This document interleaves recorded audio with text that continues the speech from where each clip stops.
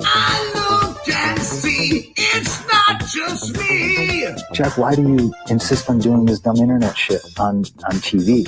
I look and see it's not just me. This place is a fucking joke, man. You're a clown. I quit. So many of us have stood where I stand. We are the young, so raise your hand. So many of us have stood where I stand. We are the young, so raise your hand.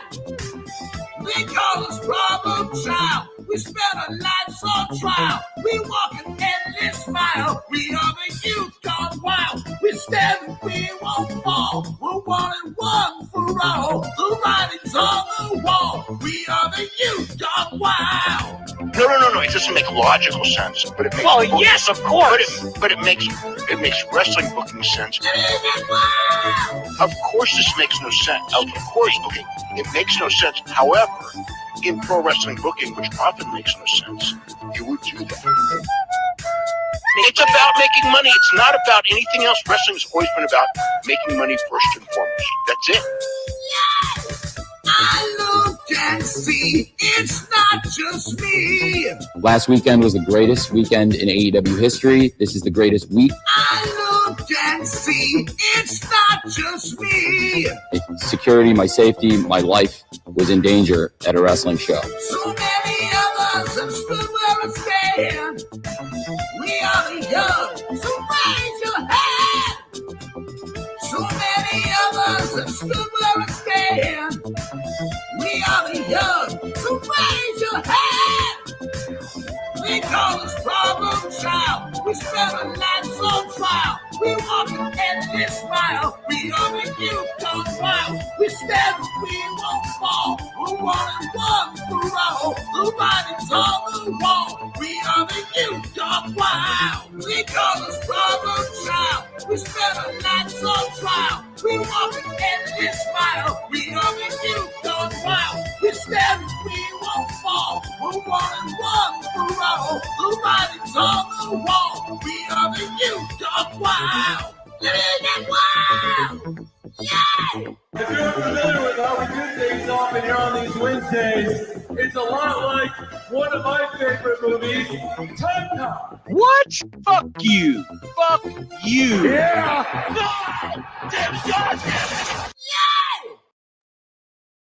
So, hairline. I have Paul London imitating Aubrey Edwards. You want to watch that video? You want to watch that? It sounds funny. Like, I don't know. Those words strung together sound hilarious to me. So, let's get into this and see if it'll pop us or something. I popped us already. We're already popped. Okay, so here on X, formerly known as Twitter, still known as Twitter to many, we have Paul London imitating Aubrey Edwards. And he's here with James here. I don't know who that is. Rene Dupree, shout him out. And Ace Darling. That's a fucking throwback. Ace Darling. I think he did dark matches for like ECW and WWF back in the day, but never really made it. But shout out all you guys. Shout out Paul London. Here is Paul London imitating Aubrey Edwards. Shout out Cafe du Rene Dupree. Yeah, she was like, "You don't recognize me, do you?" Right. Or something like that. She's like, "I'm only one of the most famous referees in professional wrestling." And he was like, "Oh, I don't really watch WWF anymore. Like, I haven't watched it a long time." She's like, "WWE? Please." I wrestle for I'm a referee for AEW. It's the newest shit. If you don't know it, then you need to go check it out. Oh no! Oh no! Oh no! And oh no! And then he was just like, yeah. She was like, oh my god! London just bodied her, bro. My word. Oh god! Quick little fucking Paul London story. Like fucking, at one of the gathering of the Juggalos, he tagged with Brian Kendrick, and during their entrance, they both smoked a joint to themselves. They both had a joint, You know what I'm saying? And they smoked those daddies all the way down during their entrance. Let me tell you, bro, this was like an 8-minute entrance. You just don't you don't smoke a whole joint by yourself. Quick. And like fucking dog, listen.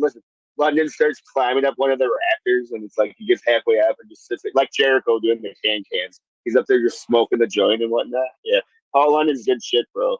I can't believe he did the horse. Dude, I can't believe he went that fucking hard, and everyone popped. Oh God! Everyone's taking it. Again, I don't watch Cafe Du Rene, but I watch when like they interviewed Rob Van Dam and certain people. Like I'll pop on, but I don't really actually know what they think of AEW in general. But it's hilarious. He just went that fucking. Well, most of all, Paul London ain't looking for a fucking job. You know, we confirmed.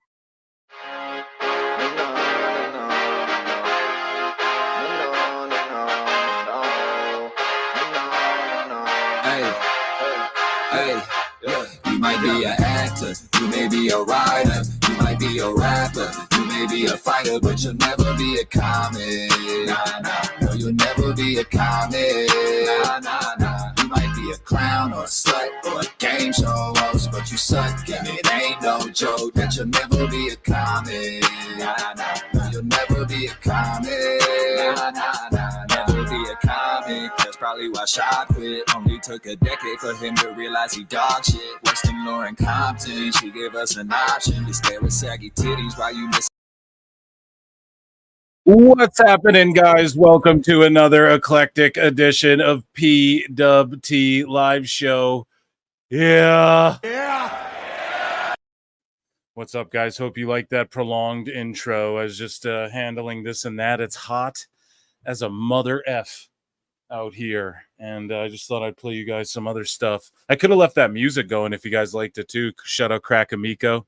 He just like makes songs making fun of comics, comedians and stuff. I don't know. I think it's funny. And he uses a lot of like pro wrestling lingo and stuff like that. Guys, how you doing? It's your boy Phil Marks, the infallible one. I am here with another live broadcast on this beautiful Wednesday. It's Wednesday. You know what that means. PWT's in the house. And I'm sorry, if you guys hear fans and whatnot. A bunch of you filed in already. Over 100 of you watching. Wow. Run those likes up to 100, please, and thank you. If you guys notice, I put a poll in the chat. Make sure you touch that poll in the chat. Pause. And let me know if you think AEW gets the deal done, because I'm going to provide some evidence. Or not even evidence, just I'm going to read the news and talk crap about it, about what other people have reported. You know what I mean? I haven't slept in like 2 days, I want to say. I've just been working, grinding. I did Last Call, Chris Connor podcast earlier today. Go and check that out. He dropped it already. It came out like immediately after. So Time Cop, you're here watching this now, but immediately after you check out that thing that happened after this, but before this happened. It's great. Make sure you guys run those likes up. 110 of you watching. Wow.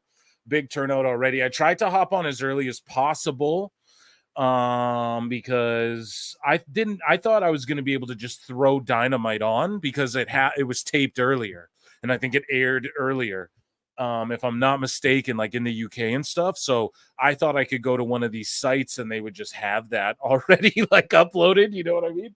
But that's not the case, at least not that I can find. I'm sort of a noob pirate ship. You know, I'm like Monkey D. Luffy early on, I guess. Is that a good one? I don't know if that's a good analogy. But yeah, 19 minutes till Dynamite's on, guys. It's pre-taped from the UK. I don't expect it to be much more than, sort of like a... it won't be a good go-home show, that's for sure. Hopefully they play a lot of those juicy packages we like to look at, chat. You guys know what I'm talking about. As the title infers, though, we got AEW TV deal talk. We've got, what do we got? We got Dave Meltzer's biggest lie yet to date that happened while I was doing the last show. So... yeah, I didn't get to talk about it, even though I did a mega Dave Meltzer segment. Also, this week coming up, I will be having Duke Loves Wrestling and Marie Shadows on the show together with me. And then we're going to do more, because the last couple we did were more interview based, right? And I sort of, Duke wanted to drop some bombshells on us. So the next time I'm going to do a show where it's just us three kind of doing like what I do here, they're over here now. And we're going to do jokes about Meltzer and all that stuff and react to the IWC Sickos. And I got some of that. I got some Ricky Starks headed to WWE action. Let me check out the chat. Well, you guys are saying, oh my goodness, we have a plethora. Travis Cooper became a YouTube member. So folks, consider becoming a YouTube member. I believe it is 99 cents. And there's 2 channels there. That's why it's so cheap. And basically, I try and show all the member chats, or as many as I can. You're more likely to get answered from me.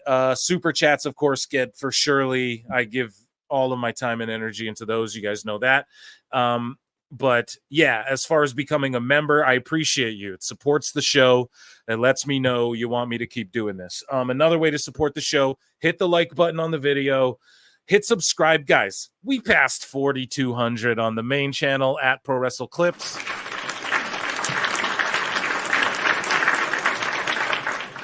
We passed 1,200 on at Pro Wrestle Times. Acknowledge me. And I love you guys so much. I've been working my ass off, so sorry for no new like typical PWT podcast drops this week, but it was necessary. Okay. And I actually was in the hospital. I had some weird, I was in the emergency room the other day for like hours, dude. It was terrible. And I'm pretty sure I'm okay, but yeah, it was like got bit by a bug or got a fucking blood clot. One of the, it's either really bad or really good, folks. Okay, the show's either going on or it's not. But thank you, Travis Cooper, for becoming a member. Denisha has been a member for 3 months. Hey, Phil, love this channel. 3 months, get flutes up. Oh yeah, and yeah, I love you. Thanks for being here all the time. All the time. Connor Hassler, our guy Connor, who's been on the show, became a YouTube member. What's up, Connor? Hope you're doing good. DM me, bud. You probably already have, and I probably haven't read or respond to it yet. But shout out Connor Hassler becoming a member. Another new member, Edwin Escobar. Awesome. I appreciate you guys. Almost gave you a flute. Almost blew my wad there. But yeah, it's 99 cents. Supports the channel. Keeps me going. You know what I mean? And yeah, I'm going to start cranking out Patreon stuff for you guys too. I promise it. I promise it. I promise it. We heard Hairline at the beginning clip. How cool was that? But he was always like the guy with the Patreon ideas, So you guys can probably tell that. Like, since he's been gone, since you've been gone, I can now breathe for the first time. Sorry, guys. But yeah, so he hasn't been pitching shit or whatever. So it's basically like I just came up with some ideas. I got some great stuff that's coming. I just got to get around to it. Been busy. Shaggy Filth 73 gifts 5 Pro Wrestle Clips memberships. I hope our biggest haters got them. I hope our biggest fans got them. Guys, round of applause for Shaggy Filth. And Jimmy B, I saved it for last, buddy. A $5 super chat. Oh my goodness. X-Files me. He's calling for it. But I think Pete Dunne is joining Imperium. Ooh. I don't think so. We'll figure it out as we go. I don't know why I'm saying I don't think so. I think that it's weird, though. They kind of gave Giovanni Vinci like Ludwig's gimmick. And what do I mean by, well, chat me up, Phil. What do you mean by that, Phil? Well, Ludwig, they played that package where he's like in Germany or in Italy, possibly. He's in Europe somewhere, and he's like, designer clothes, fast cars, A1 specimen, And then like they cut that out entirely. Then he's just feuding Sheamus. And then all of a sudden, Vinci's missing. Now he's making his comeback, and he's like, I can't do a good Italian. A faster cars. A Lamborghini. Maserati. spaghetti bolognese, you know. But he's like going off. He's got models and all that shit. So yeah, I don't know. But would Pete Dunne join them? Maybe. And then we get. But what's the point? Like Ridges and Chase U, no? So like who does Sheamus team with there? Or why would that become a thing? I don't know. But I'm all for, even when Alexander Wolf was in it, I'm down, man. I'm down with more people in Imperial. I wouldn't be mad at that at all. Thank you so much for the super chat. Wouldn't hate it, but he's got a nice thing going in NXT. Boom, boom, boom. I don't care if they get a deal or not. Doesn't mean anything changes with the content. Yeah, exactly. It just needs to get better. Get your name green in the chat. Thanks, buddy. Jimmy B says, I'm just trying to catch up quick, guys. We're going to jump into Phil Mark's bookmarks right here. I think he could do both. Yep, he could. 100 likes is the goal. Absolutely. New members. Geez, man, take care. We need you. Yeah, dude, I'm all good. You know, it's just, I don't know what happened. It was literally just a random thing where I don't even want to get into. I just don't like getting. We came here to laugh. You know, we're not.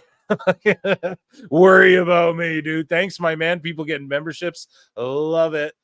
I was telling my bro that they could call up the Italians to be goons for Vinci. Yeah. Hey, I'm down. Bring back the FBI. Where's Nunzio? Get Nunzio on the phone right now. Pronto. Yeah, we just got a bunch of stuff to get into. You know what I mean?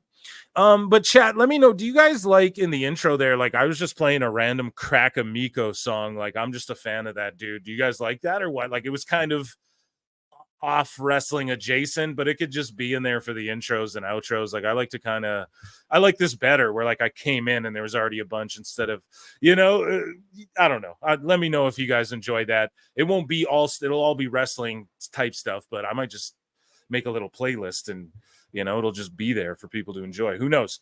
Nah, not really. You didn't like that? Like the we yes, I liked it.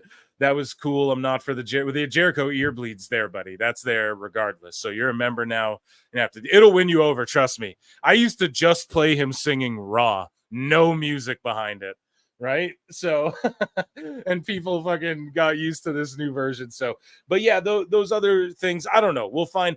There's like this guy who made this hilarious, like, it's a song about how like Jim Cornette and Brian last got me, and it's like I gotta play it for you guys. It's just hilarious. I thought it was AI, but it was actually like a guy wrote this and made this into a song. It's like I'll just play stuff like that maybe at the beginning, just like while I'm setting up there too. I could just be like playing that stuff. Anyways, we're getting into the production end of things. Let's get into the show. Let's get into why all you guys are here. So we go to a scary place here on the show, and it is called Phil Mark's Bookmarks. Now, you guys can see here, we got 10 minutes until Dynamite starts, at least over my way. No spoilers, please. And then I got a bunch of sections here. IWC Sickos. This is why I got the blue check. It was all for the folders, baby. It's all for you. I'm in a singing mood. IWC Sickos. We got WWE news. We got AEW news. We got Miscellaneous. We got Dave Meltzer. We got memes. Memes is more of like I kind of just stockpile stuff in there too. You know, it's not, I don't know if the memes, everyone sees the memes. Where I want to start today is Miscellaneous, because I've had some stuff in here for a while that I haven't had a chance to bring to the show or talk to you guys that has interested me. And yeah, so we're going to start things off with some light stuff here. And let me get to these. We got Raz Grado, a YouTube member. Thank you so much for becoming a member. I appreciate it so much more than you know. Flute Gangers, stand up. KL Jackson for $1.99. Flute Gangers, yeah, dude, it's Flute Gang over everything, dude. I'm making those shirts too. We're getting Flute Gang shirts. Maybe they won't say gang on them, but there'll be stuff you can wear in public. Don't worry, and it won't be immature and sixth grader ish. There won't be a fucking AI car behind Okada on the front. I gotta hydrate. Soda water.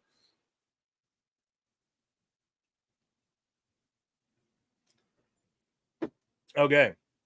So here is just a cool video I found. I guess it's not even really cool. You guys let me know how you feel about this. Here's a girl just getting chopped by a wrestler for her birthday. Happy birthday! Damn, he legit chopped the shit out of her.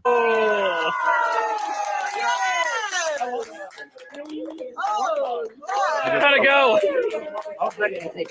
God. Are you serious? You took a chop from Funny Bone? Are you kidding me? I'm like, I need it. Nobody can do that. She's no selling it, but you can tell she feels it a little more than she thought. She's like, no, it's good, but like I can tell, like, nah, dude, you got blasted. She can feel it a bit. She's playing it off a little too, like Nobody can do that and still stand and breathe.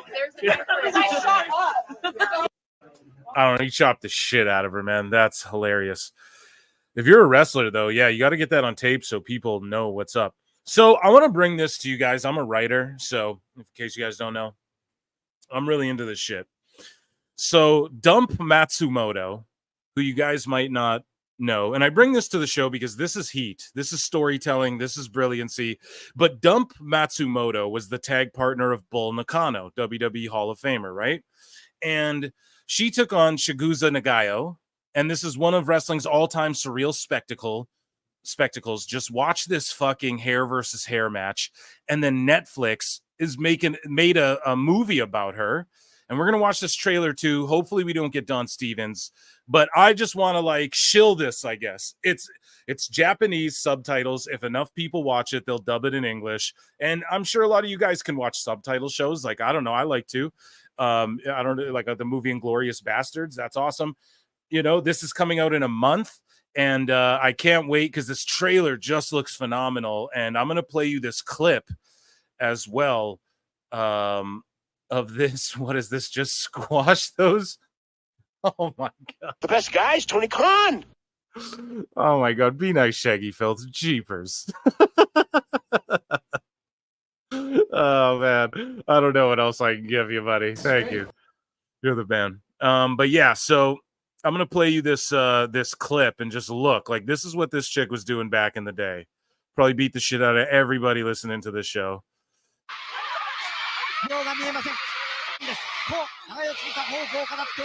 And she was like a big draw. She wrestled in WWF. We're talking about the orange-haired lady here.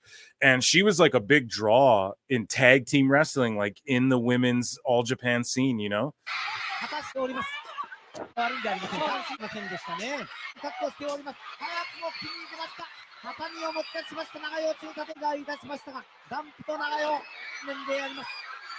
Look at the people in the crowd, how fucking invested they are in this dude. And you guys will see. They do. Watch. Look at this is fucking heat.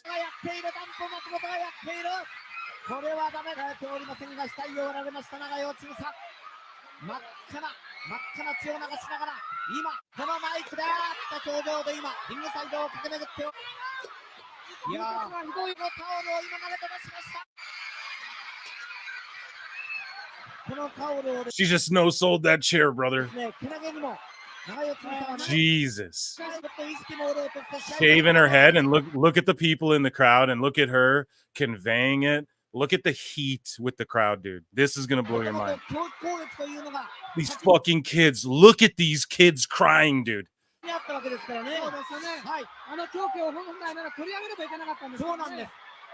And look at this woman's trying to save her, and they're all pinning her down, and she's watching. No, this is good stuff right here. Look at the people crying. Yo. And then she's hiding her head. It's like great shame, and they're all covering her, and she's... Wow, guys. Round of applause for that. Where is my sound? I got to give that a round of applause. Come on, that's heat, man.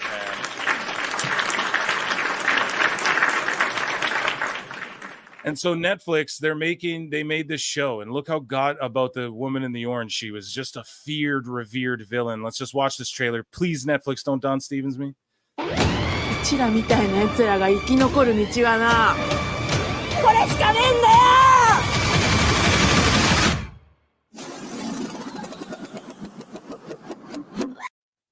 Like, see, it starts out, it shows she's like drawing, she's like this you know. When I'm down, when I'm Oh, dude, it's a series. It's not even a movie. Jesus. So there you go. That's how much story there is to tell. I'm not going to play it all, but 1974 just shows she loves wrestling. People think she's a dork. People pick on her. Who are you? You're a fucking loser. All this stuff. And then she goes on to do these sort of things that we see. And of course, there's like criminal ties and the abusive training, like the training the Joshi's went through back in the day. And yeah, man, she made it all the way to the WWF. And I don't know, the Queen of Villains, it's called. I can't wait for it. I wanted to bring that to the show. Here, I'm gonna go. Did I put this in miscellaneous? This is IWC Unhinged stuff. So we'll get into that in a second. So here's a weather reporter doing a I Believe in Joe Hendry thing. So let's check this out. Rays fans have been saying his name, and today he appeared. No, not you. Get out of here. We believe in Junior Caminero, who was called. That's how over Joe Hendry is. And I just said his name. Is he here? Hello? God damn it. He is the number one contender, of course. So why would he be here? Yeah, dude. Hendry's over like Rover. Here's Tom Brady doing Hulk Hogan's entrance. Let's watch this. Here's a little tidbit. It's from the Fanatics thing, which, by the way, the biggest sellouts were WWE compared to every other athlete and person who was there. Fucking insane. Man, if you guys haven't, check out that roast of Tom Brady. It's insane. Speaking of Hogan, though, so here's him drunk. You guys have to know who's coming, dude. Listen, Jack, I couldn't go the whole episode without talking about it, so we're going to get it out of the way really quick. Kamala Harris, Jack, I pick her up like that stinky giant. I slam her through the table, dude. So, I don't know, man. Hogan's drunk. I thought he was sober. And let's just watch this, and then I'll react, because he says, is she Indian? And then goes, how? Like Indian, like me, like I'm native, that Indian, you know, which, yes, we do refer to ourselves as Indians, you know, behind closed. This is the truth. But he did like a how, which is, I burst out fucking laughing, but like I wasn't offended, but I get why people would be. Absolutely, without question.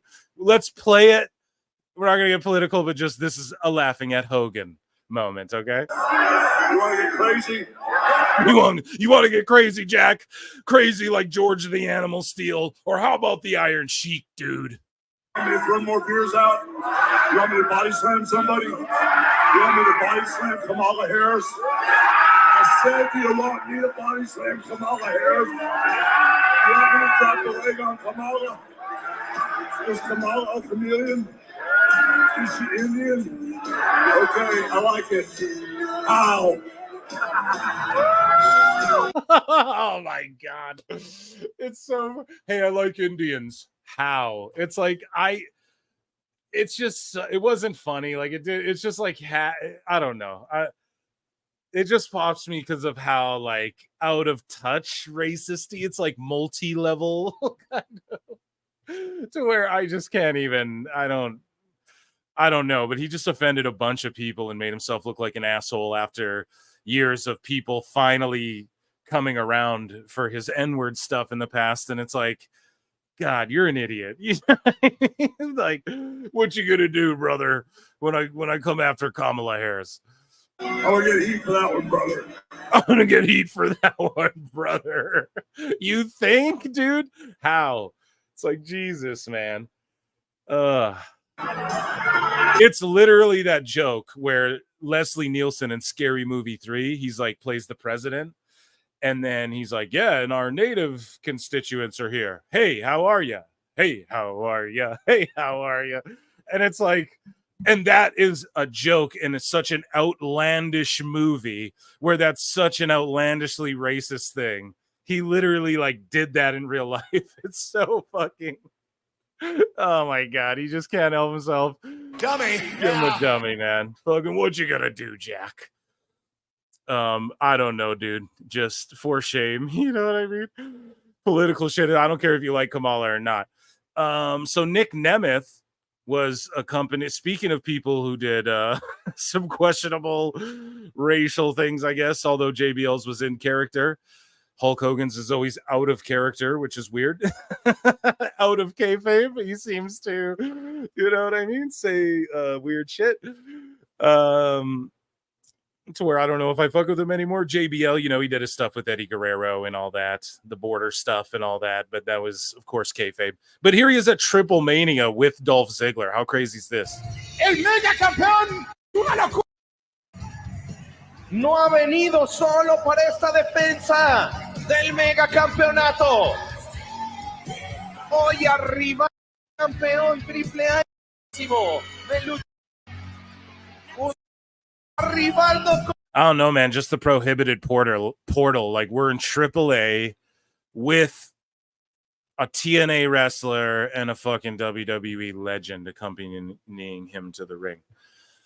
That's absolutely crazy. Okay, so that was Miscellaneous. We'll jump into IWC Sickos because I know you guys can see this, and this was supposed to be in there. Merge says Hulk Hogan. You what? You what? You what? Jeepers, man. It's craziness. Crazy. Yeah, let's run those likes up. Hogan. Yeah, it's just like not even a funny racist joke, too. It's like literally that joke from Scary Movie, and it's funny in Scary Movie because it's so outlandish. It's so like boomery and like just a crazy outlandish joke, right? And then everyone like looks at him like, what the fuck? That's what Hogan just did in real life. It's actually insane. Oh, and I think Dynamite's on. I'm missing a few minutes, aren't I? Oh, don't worry, Phil, there'll be an overrun. It'll be great. Scary Movie 3 is terrible. It's like a science parody. Or no, I think it was really good. That was the last good Scary Movie, and then they all went to shit from there. And do you want to know why? It's because the Wayans bros weren't involved in any of the ones after Scary Movie 2, and that's why they fell off. There you go, a little writer insider. I mean, you could just Google that stuff. Google that had news. Sorry, I'm trying to get Dynamite on here. I'm on a wonky site. I shouldn't be. Guys, don't do what I do. I typically don't do this, but I'm on a some sort of site here that I'm trying to navigate. Okay, well, we'll get it up here, guys. Chat, bear with me here. But yeah, look at what Brad Shepard said. He's talking shit to me here, so we're gonna figure. I made him mad, and he called me names, so we're gonna dissect this here about what happened. And this stems from the Duke Loves Wrestling interview I did, or like podcast. It was kind of an interview, but he broke that news about Soft Ground Uganda being a pretty much a scam, and he talked about Devon's feud with Will Washington and all of that. Not feud with him, but just like, Will Washington got mad at Duke he's like, why'd you let Devon say that shit about me? It's like, dude, it's Devon Dudley. He didn't let him say anything. Okay, we got the CEO coming out. A big packed house in Cardiff. Hey, the building's well lit. It's full. Awesome work, AEW. Honestly, round of applause. It looks great in there. It's well lit. Okay. Now we'll see. Aesthetically, looking good. They filled whatever this little building is. Okay, so let me hydrate a bit. It's hot as shit, guys. I got another soda water, watermelon flavored.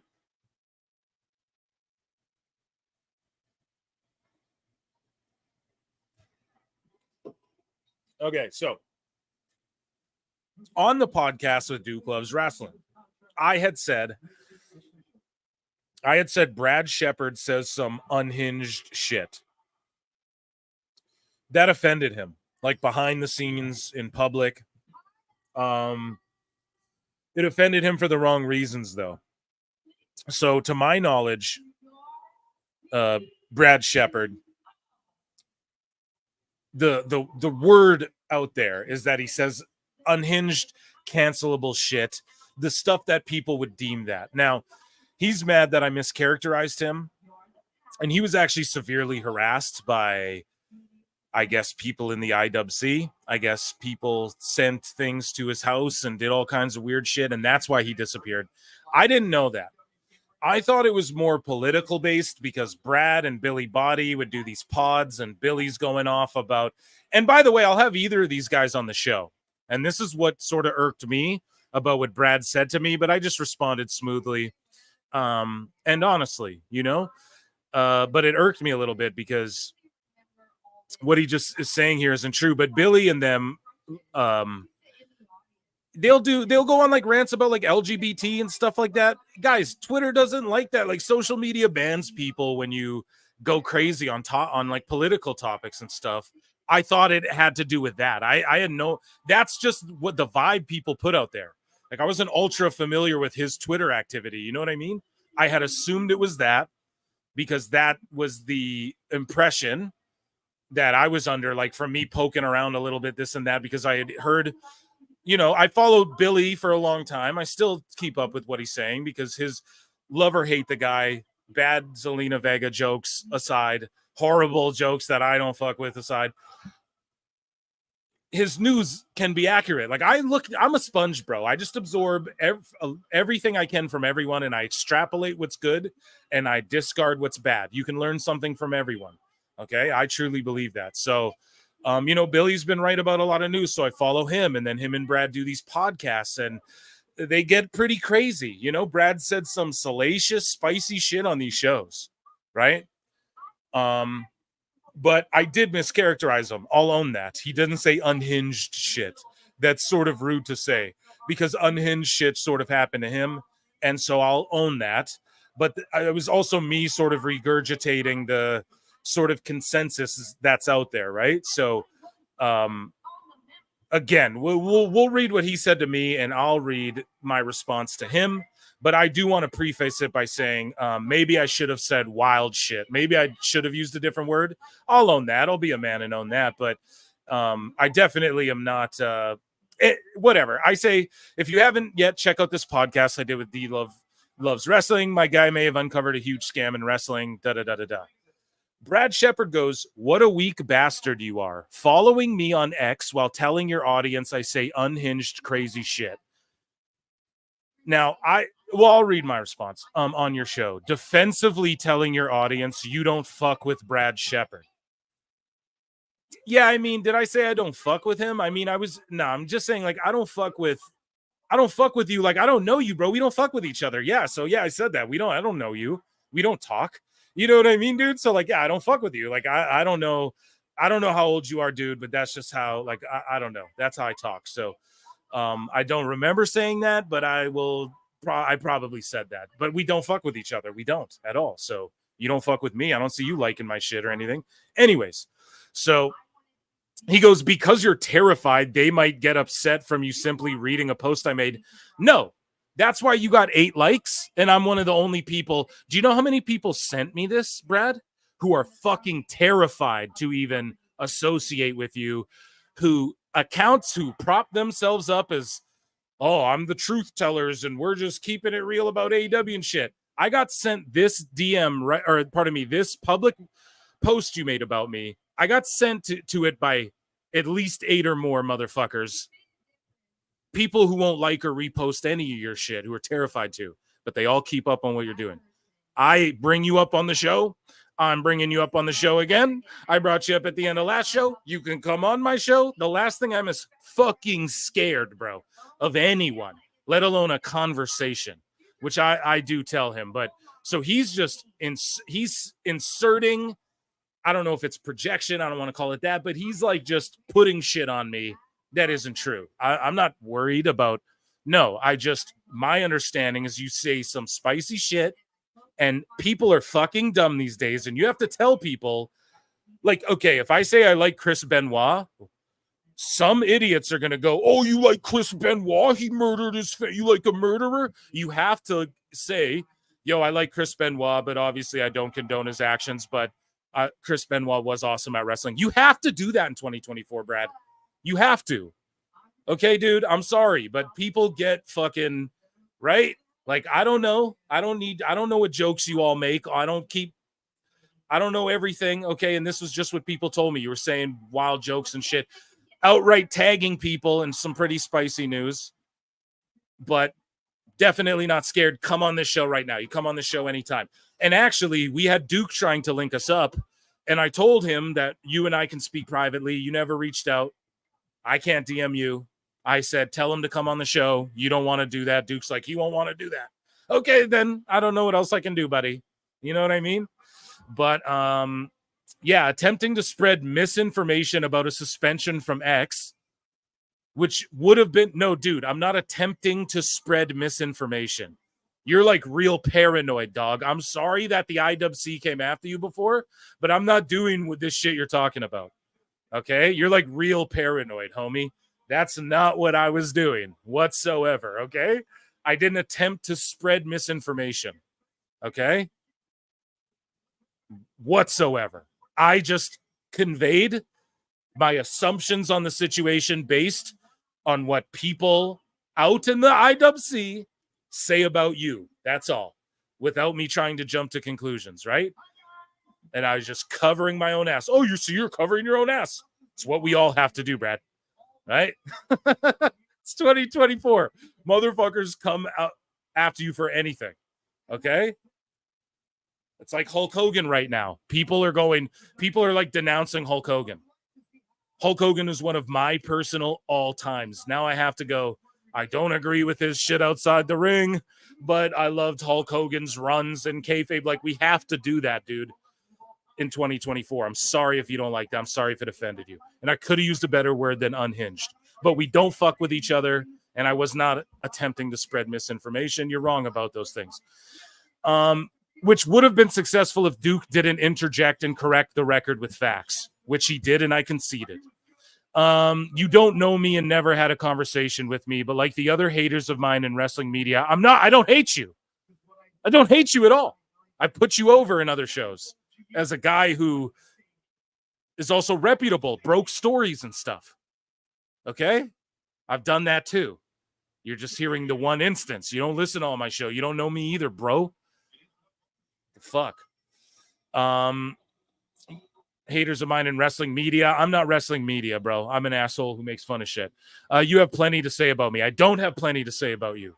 I don't. It's been the same 3 fucking things, dude. Okay? You said wild shit with Billy Boy. I've invited you both on the show, and I thought you got canceled off of X like a banned account for saying wild shit. That was my understanding. I didn't know you decided to dip out, bro. And where's your podcast? This is what I mean. Your fucking podcast like disappeared, evaporated too. So how's anyone supposed to know? Like, I don't know, dude. You weren't here. Make it clear. Like, and then, well, you guys will see my response because just the following me on X. Yeah, I follow like 3,000 people, dude. Follow a lot of people I don't agree with on everything, or a lot of people I might have whatever. You know what I mean? I'm not a pussy. So anyways, you don't know me. That's what weak bastards do. So you call me weak bastard twice. You wouldn't call me that to my face, first and foremost. I'll have you know that. You wouldn't tell me that on audio either, right? But I do understand why you're offended, and I do apologize for my mischaracterization. That's fair, but you're mischaracterizing me by calling me a weak bastard. I'm the only one. You still only have 8 likes, bro. 3.3K people saw this shit, and fucking 12 people interacted with it, Brad. Why do you think that is? Huh. But I quote tweeted you. I follow you. I respond underneath to you. I invite you on my show, but I'm a scared, terrified, weak bastard, Brad? Really? Interesting. So my response, nope, that's not it, bud. I've heard you say wild shit before on air, like Britt Baker sleeps with Christian Cage. That's a fact. For instance, to where even Billy Body pushed back on that after a couple of weeks. Facts. Do you want me to pull receipts? Billy Body went to an AEW show a couple weeks after that, after you had went off on his show and he went on yours. And then he's like, dude, I seen Adam Cole and Britt Baker interacting in a hotel lobby, and I'm going to stop going so hard on that shit. And I don't, I might not buy into that. They just look like a normal couple, just trying to be normal people. Even Billy was saying that, bro. Meanwhile, you're like, and Christian fucks, like Cole's a cuck and all this stuff. You were saying that.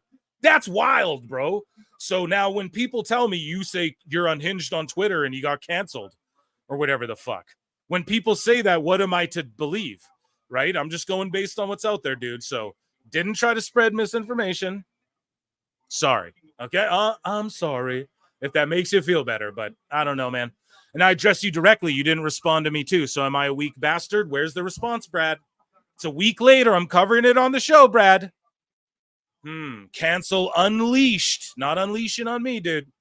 Not saying anything to me. Cancel as well. Your fucking name's Cancel, dude.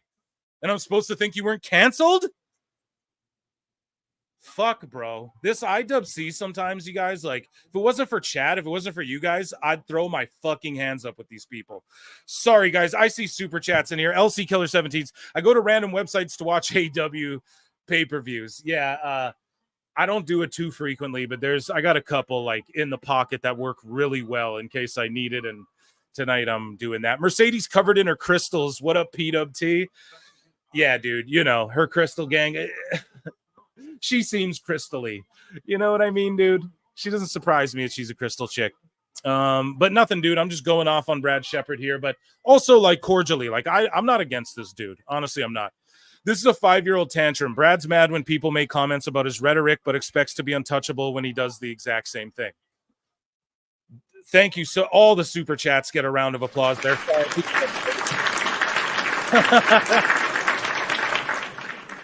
I had to get that off. Thank you for the contributions to the show. And Shaggy, yeah, so I'm unfamiliar with it. Like it's that's the thing. That's the thing. I've only been familiar with him for like about 2 years. You know, and everything I heard was like, yeah, he's a legit writer, breaks stories, all that. But he got canceled for like saying crazy shit. Do you hear what him and Billy say? Da da da da da. And I'm like, well, I like Billy from K100, but isn't he kicked off there? And then you start looking into things, bro. You know, so that's all I'm saying. Like, it's not like he's like, you don't know me, dude. Your name's Cancel Unleashed, and you're mad that I thought you were canceled. Literally doesn't make fucking sense, bro. You know what I mean? LC Killer for $2 says Camille Habib Habab was born in the dark. You simply adopted the darkness. I was born in it. I was raised in the darkness. Guys, thank you for the super chats. I got to get through this here. I'm going to drop you guys in a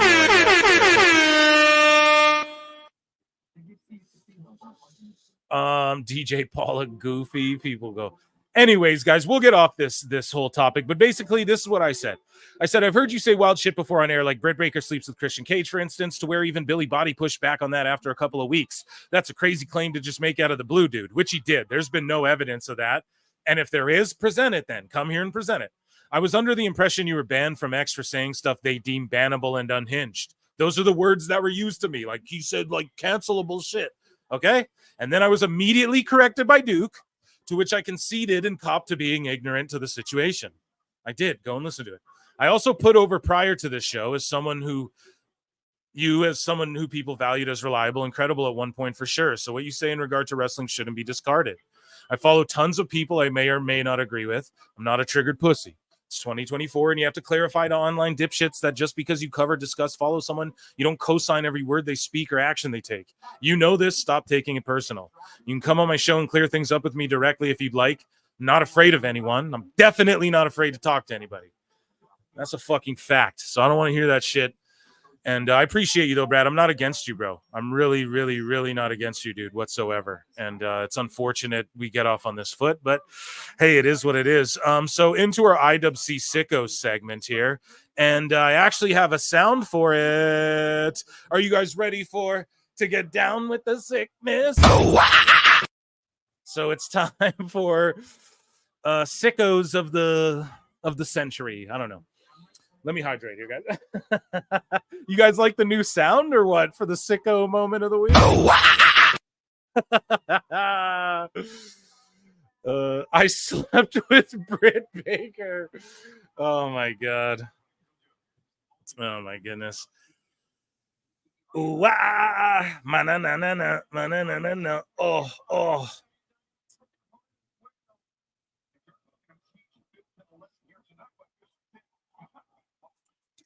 Let me know if you guys are watching Dynamite tonight.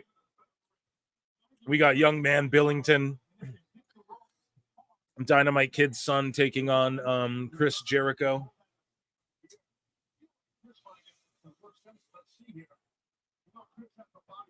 Watch Jericho go over on this poor kid. Okay, so our sounds are loud, bro, especially the air horn. Get over it.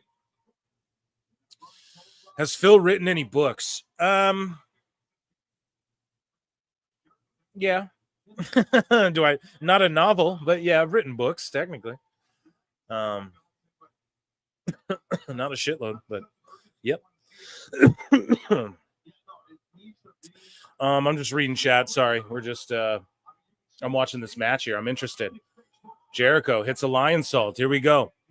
Jericho rolls to the ring. So AEW just needs to leave the country to get a crowd. Yeah, I said it on the last show. They should like just go in the UK for a while. This match makes zero sense. They did the distract ref spot, knocked around kid, and it means nothing. Yeah. Jericho needs to be taken behind the woodshed, then return as a manager. Chelsea Green. Okay, chat. Let's get into this. Excuse me. Only suffering through Dynamite because of PWT Nation. Yeah, guys, do you know who I was DMing with today? Speaking of IWC Sickos, AIR Gold. AIR fucking Gold. We DM'd like all day, dude. And I was rolling laughing through a lot of it. And yeah, it was fucking hilarious, dude. That's all I gotta say. I don't know. The dude just can't. Whatever. I don't know. We should get into that another time. But I DM'd with him like all day. We were DMing about shit, and basically he just can't. Like he's just a dude who can't like be objective. Like it's all subjectivity with him. Like everything is my opinion. Like you know what I mean? Like it's just like everything is self-serving and opinion based in the universe. When you break in, it's like. Okay, if you're one of those dudes, we just then like, why do you care then? You know? And he's like, don't talk about numbers. And I'm like, bro, we just like you were just tweeting about how the Netflix deal isn't good for WWE or Raw. It's like but you want to talk about numbers, you know? So it's like, what are we talking about here? That it just was like so at times he's like, you know, it's like, well, you tweeted about the fucking numbers. So that's why I'm bringing it to numbers. Like, and I was trying to ask him, I'm like, how do you quantify a good wrestling match? He's like, you can't quantify that. And it's like, so then by your, like, he's like, it's all opinion. And it's like, okay, so then in my opinion, Maxine versus Valhalla is the best wrestling match of all time. And you can't refute that. He's like, well, no, you can refute that. Well, no, you can't. You know what I mean? Because the dude's like Solo versus Cody is the greatest match then, or is it? And I'm like, well, what makes a great match? Well, you can't quantify that. You can't just define what makes a good match. Well, then how are you then Maxine and Valhalla is the greatest match of all time. You guys get what I'm saying? It's like if we can't, but clearly it's not. Like clearly there are matches better than that. Why? Tell me in your opinion why. And then he couldn't even do that. Like literally it was me slamming my head like fucking Goldberg into a locker. Like, dude, can you just please define what a good wrestling match is? And then I'll either agree with you or disagree. I don't know because you won't tell me what you think. And then he's always like, why? So you can make it about numbers. And it was just him like trying to make my arguments for me. And it was in such bad faith. But shout him out though. I'm not trying to be shitty to him. He's not like the worst. He's not like a gross dude. I was calling him names and shit. I was like, no, stupid. Fucking pay attention. Because I was like, dude, you're not like, just answer the question. You know, you don't tell me that I'm going to start talking about numbers because I'm not. Unless you want to talk numbers, you know, then we can do that, you know. But I was like, dude, I like the Mercedes Moné Brit shit. You know what I mean? So like, we probably agree on that, you know, like you have to define a good match though, or we can't talk about good wrestling. You know, I'll tell you what I think a good match is and you can refute my shit if you want, but he didn't want to do that. So I don't know. I was thinking, I don't know, maybe he'll come on the show one day and we'll hash it out. But yeah, we were like sending voice messages too. It's good to like hear his voice and be like, okay, this guy, like he's a human, you know, like I can at least, yeah. Either way, here's some sickos. Andrew Baydala and Awful. Oh yeah, see, I was trying to get Awful. I don't know what's going on with Awful anymore, guys. So I don't know, but basically, I covered it on the last show. I don't know what happened. I don't know if Baydala called him a grifter or what, but Awful's like pointing out this dude's subscribe button for like, you can donate this guy money, right? And then Awful's like pointing that out and being like, that's whack. But then he's talking about how he's selling a book. So let me read this. I'm selling a book when it's like, bro, we're all out here trying to make money, bro. Don't be fucking not, you know what I mean? Get it how you got it, or whatever the fuck Alfred Kono always says. Get it how you got it how you get it, whatever the fuck. But he goes, I'm selling a book when the time comes. Hell, I might sell an Awful t-shirt down the line, but who knows? What I'm not selling is beliefs, rumor, news, or credibility. Okay, we can't gatekeep what people sell, Awful. Love you, bud, but you know what I mean? If fucking he can do snake oil, hey, you're allowed to do that. I'm sorry, we can shit on it, but and when I do, the consumer will get something tangible and real they can enjoy. True. Especially that book. It'll be good whether it's right or wrong, you know? Tell me what you were selling, bro. Copium? Okay, bro, it doesn't matter what he's selling, you know? He's selling his tweets, bro. Anyone you can monetize, put that little dono button there. You guys get donos on Tootie talking shit. You know what I mean? We can't be fucking... You got to start calling everyone out for that then, if you're going to call this guy out for that, because you can make that argument to everyone. But I'm in Awful's corner. You guys know that, but I wanted to discuss this with him on the show. But anyways, though, so he goes on. News that can be mined anywhere for free. That's true, yeah. Close-up shots of your head. Oh, shit, he's roasting him. I have more followers than you because they like my stuff at no cost to them or me. True. Absolutely true. I admit when I'm wrong. Go ahead and check. Absolutely true. And let it be known, I don't know what Baydala said to this dude to set Awful off like this. Like, did he call him a grifter? Because if he called Awful a grifter and started this, then I retract everything I just said about Awful. I'd go after his shit too. I'd be like, dude, you're collecting money too. But otherwise, what I say stands. I'm not looking to be credible or land a job exactly with some wrestling company or become the next vanilla generic monotone lick spitting talking head. I promise you this will be the last time I recognize you anywhere, you wish-washy grifting Mark Farmer. Oh shit, Awful cooked. This fucking dude, bro. What? Sent fucking fire at him. That last half. That first half, hey. Hey now. You know what I'm saying? We got Arthur Jennings for $5. AEW coming to Australia with a little shrimp on the bobby. Phyllis Stadium. Yet Dynamite will stream tonight about 9 hours from now. Wait to get people interested. Luckily, we have P. Dub. T. Yeah. Oh, wow. I just love that that's on the soundboard now. Sorry, guys. Arthur Jennings, thank you so much. And Australia, yeah, man, you guys are getting a stadium show. Hopefully it fills up. Hopefully you guys have a good time. Hopefully they catch a lightning bolt hits and they catch fucking nuclear flame, Godzilla flame in that time. You know what I'm saying? But yeah, I'm lucky to have you guys too. And it's shitty. Like, it's crazy it doesn't air right away. Like, maybe the streaming will fix all that. Tony McCann was wearing a Max hat during like a podcast or something. So just maybe they're on Max. Who knows? Awful brought it. Yeah, dude, he smoked. He cooked him. And Baydala's like one of the worst.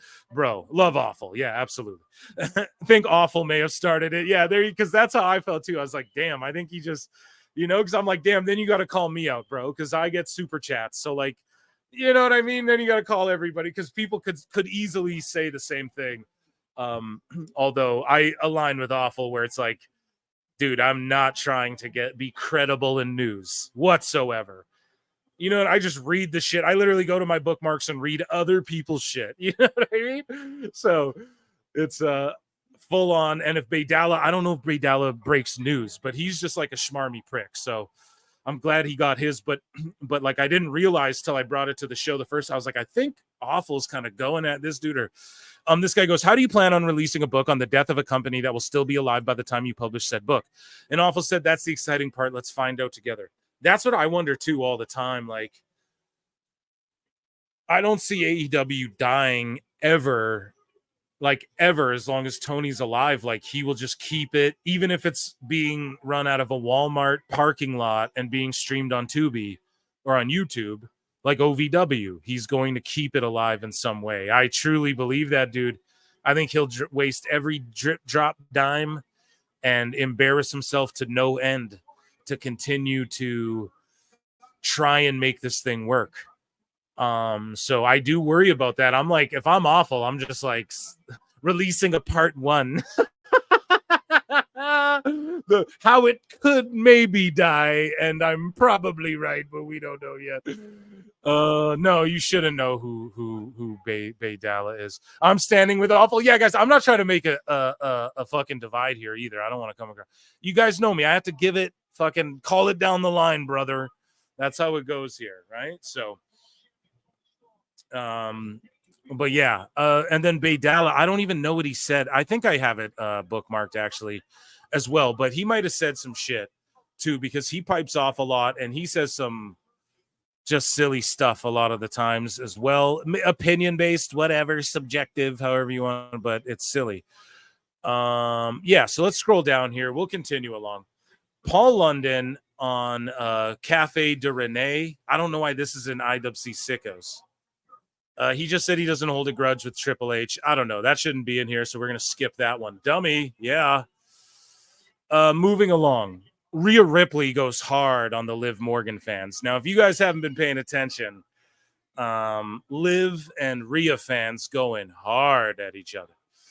I like both guys' opinions. Yeah. Exactly. I don't even. They're both cute.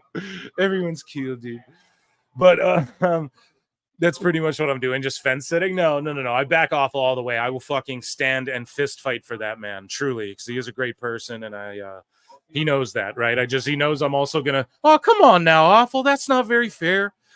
You know what I mean? That's not very fair, awful. That's what we do here, folks. So, no, definitely no qualms with whatever. I just wish I had more context. And but also, guys, I had weird shit going on. Like I said, I was at the hospital. I had some fucking weird shit going on the other week too, where it was whatever. So like I wasn't as active too, so maybe I just missed a chunk of that. But I'm not about to look through Bay Dalla's feed to figure it out. Someone send it to me, but I think Awful just owned that dude overall. That's where we're leaving it. Paul London, whatever. Not talking about that. Rhea Ripley goes at the Liv Morgan stands. Crikey. This right here is a Liv Morgan stand in its natural born habitat of X. If you come up real slow, then you might be able to see its natural call where it calls to the other LM stands by crying about something. This person made their account private. Now that's fucked. The WWE superstar had to do that to a fucking Liv Morgan stand, and that's unhinged too. So that sort of shit makes this segment, and god damn it, it wasn't privated before, but she goes, be careful not to make a noise or share an opinion. These creatures are pack animals and don't venture too far from one another. So she destroys this person, and that's what's happening on the WWE side, folks. And I told you, we're going to get the fucking WWE sickos too on the segment. The Liv and the Rhea stands are going at each other. Word, dude, hard in the paint. I don't know how anyone goes for Liv over Rhea. I'd switch teams for mommy. They are literally the two baddiest in two completely different ways. Is what's wild about that shit. Moving along. WWE is running Orlando the exact same day as AEW's pay-per-view in Orlando. Pettiest company on the planet. Clown face. So WWE, we covered it on the last show. They're running this Orlando show. And of course, the IWC handled it properly. And no, they're mad. And it's like WWE runs this Orlando show. They even ran it against their own Raw before. It's the same holiday tour, the same Orlando show every year for like 30 years or something. I think I saw someone post the stat. It's like 30 fucking years they've ran it. And yeah, these people don't know that because they want to go, oh, you only care about one wrestling. You only like one wrestling. But it's projection. That's them. They don't pay attention to WWE. Talk about shit they don't know. Happens so much, I realized today. So the fantastical tales of Tony Khan. That dude Remember, I was like, guys, he blocked me. Remember, I read that Sickos story. He didn't block me. I don't know what fucking happened. My bookmarks messed up. This dude has new stories, and we're gonna read it, guys. Okay, it's gonna be phenomenal. So from God's gift, these people are unbelievably pathetic and stupid. No one in the outside world knows what AEW fucking is. This guy at Mark Red Believer says the outside world takes AEW seriously. They take AEW super seriously, guys. It's super serious. Serious as Man Bear Pig. Yeah, it's so fucked, man. Because this is the thing with like AIR Gold too. His argument to me wouldn't be, and I never asserted this. He was just asserting all this stuff that I was thinking before I said it. One of those pompous pricks who like, and I'm sorry to go hard on him. It's just the truth. It's like the dude just like tries to predict what you're going to say. He already knows it. Know it all. I tell you guys, what do I tell you guys on the dumbest people are the people who think they're smarter than everyone else. Something I was taught young, and I wish I applied it when I was younger, was surround yourself. Like if you're the smartest guy in the room, that's an L all the time. You shouldn't always be the smartest guy in the room. You know what I mean? The majority of the time, you got to surround yourself with people smarter than you, you know? Otherwise, weird shit like this happens. You know what I'm saying? He's a fellow Canuck, too. I feel bad. But, yeah, exactly. If AEW is making all the money, he would say that to me. Well, their ratings are number one and whatever. And then I'd be arguing to him, okay, but look at, like, the pacing, like the no-selling and shit is fucking trash. But then I would also be admitting, maybe I'm wrong because it is working. You know? So, but the stories just to me are trash in AEW. That's the main problem they have. Above the wrestling, like the stories are bad and then they just over wrestling you. You know? So, I don't know. Maybe I'll have him on to review All In or this. I don't want to review All In because that's just like a wrestling focused show and that's what he likes. So he'll just be like, well, all of these matches were great. I want to talk like nuance, psychology, the production value, the placement of segments and all of those sorts of things. Anyways, though, tell him to give Alfred Conan's gun. I think I'm dumber. Exactly, dude. I tell everyone, like, dude, don't listen to me, especially with this news and shit, the hot news. I just repeat what other people are saying, then I get my take on it.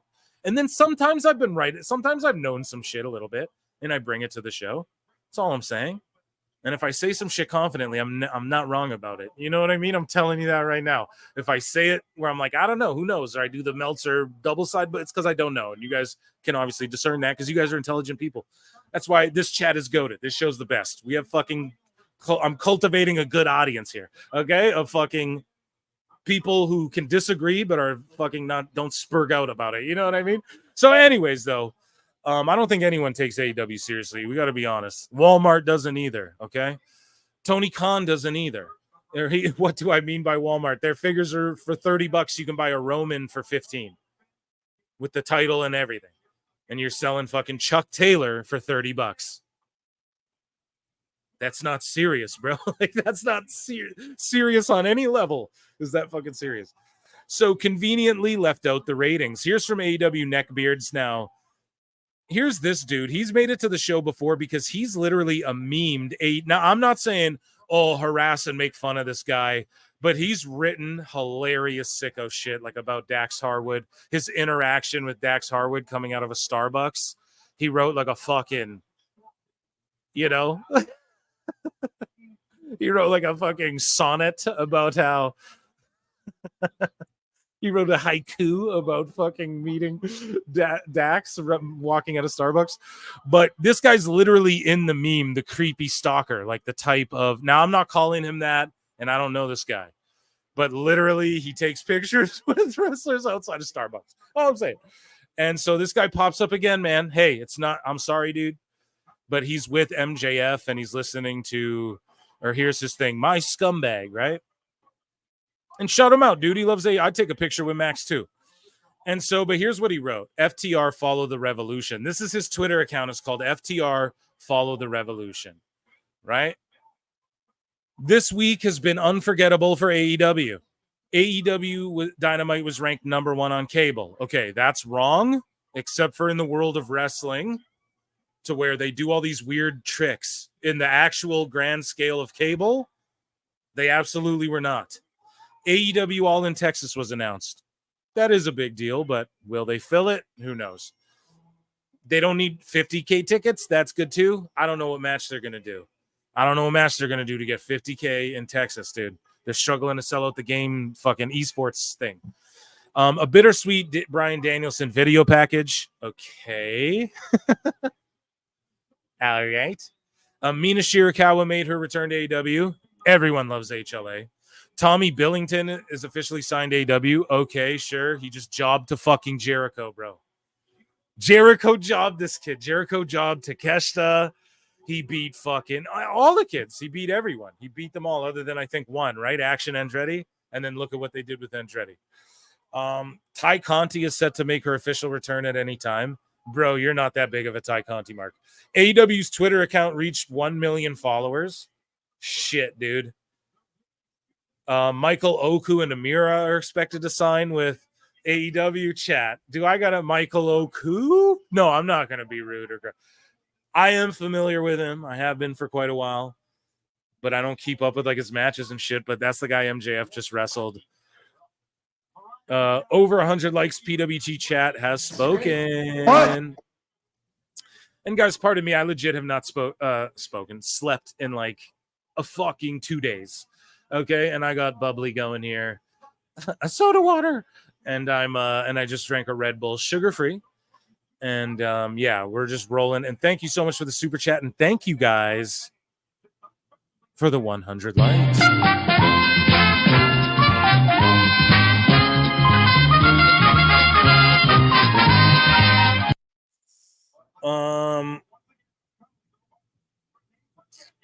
So yeah, Michael Oku. Okay, Adam Cole could make his in-ring return as soon as next week. I don't know where anyone's hearing that. He could be a big surprise at Wembley, though.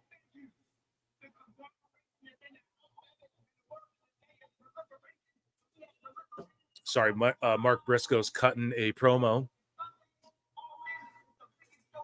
And he's great on the stick, and they're called the Conglomeration. Him, Orange Cassidy, Kyle O'Reilly, and Ishii and Willow are a faction. I don't know. Makes no sense. Anyways, TK said today AEW will be heading back to London in 2025. Not for All In, though. AEW is planning to do a stadium show in Australia in 20. Okay. With 12 days to go, All In has surpassed 48,000 tickets sold. Who gives a shit? Yeah, I don't know. Whatever. This guy was just marking out, I guess, for all that. Here's Neckbeards again. High IQ fan in response to WWE running a house show in Orlando the same day as AEW is running a pay-per-view. Call the authorities. So All Elite Marks goes, okay, in all seriousness, this is as low and dirty a tactic as WWE can pull. It might actually not even be legal. If you live in Florida, call your representatives. Call city council. You what?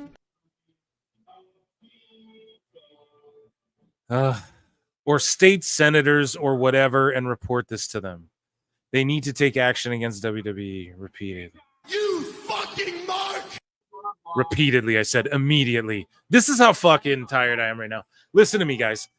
If this guy was made aware that WWE's done the show for 30 years, first, he wouldn't say this shit about WWE could sue AEW. And this is what I mean with these people. These are literally the people you think they are. I realized that today.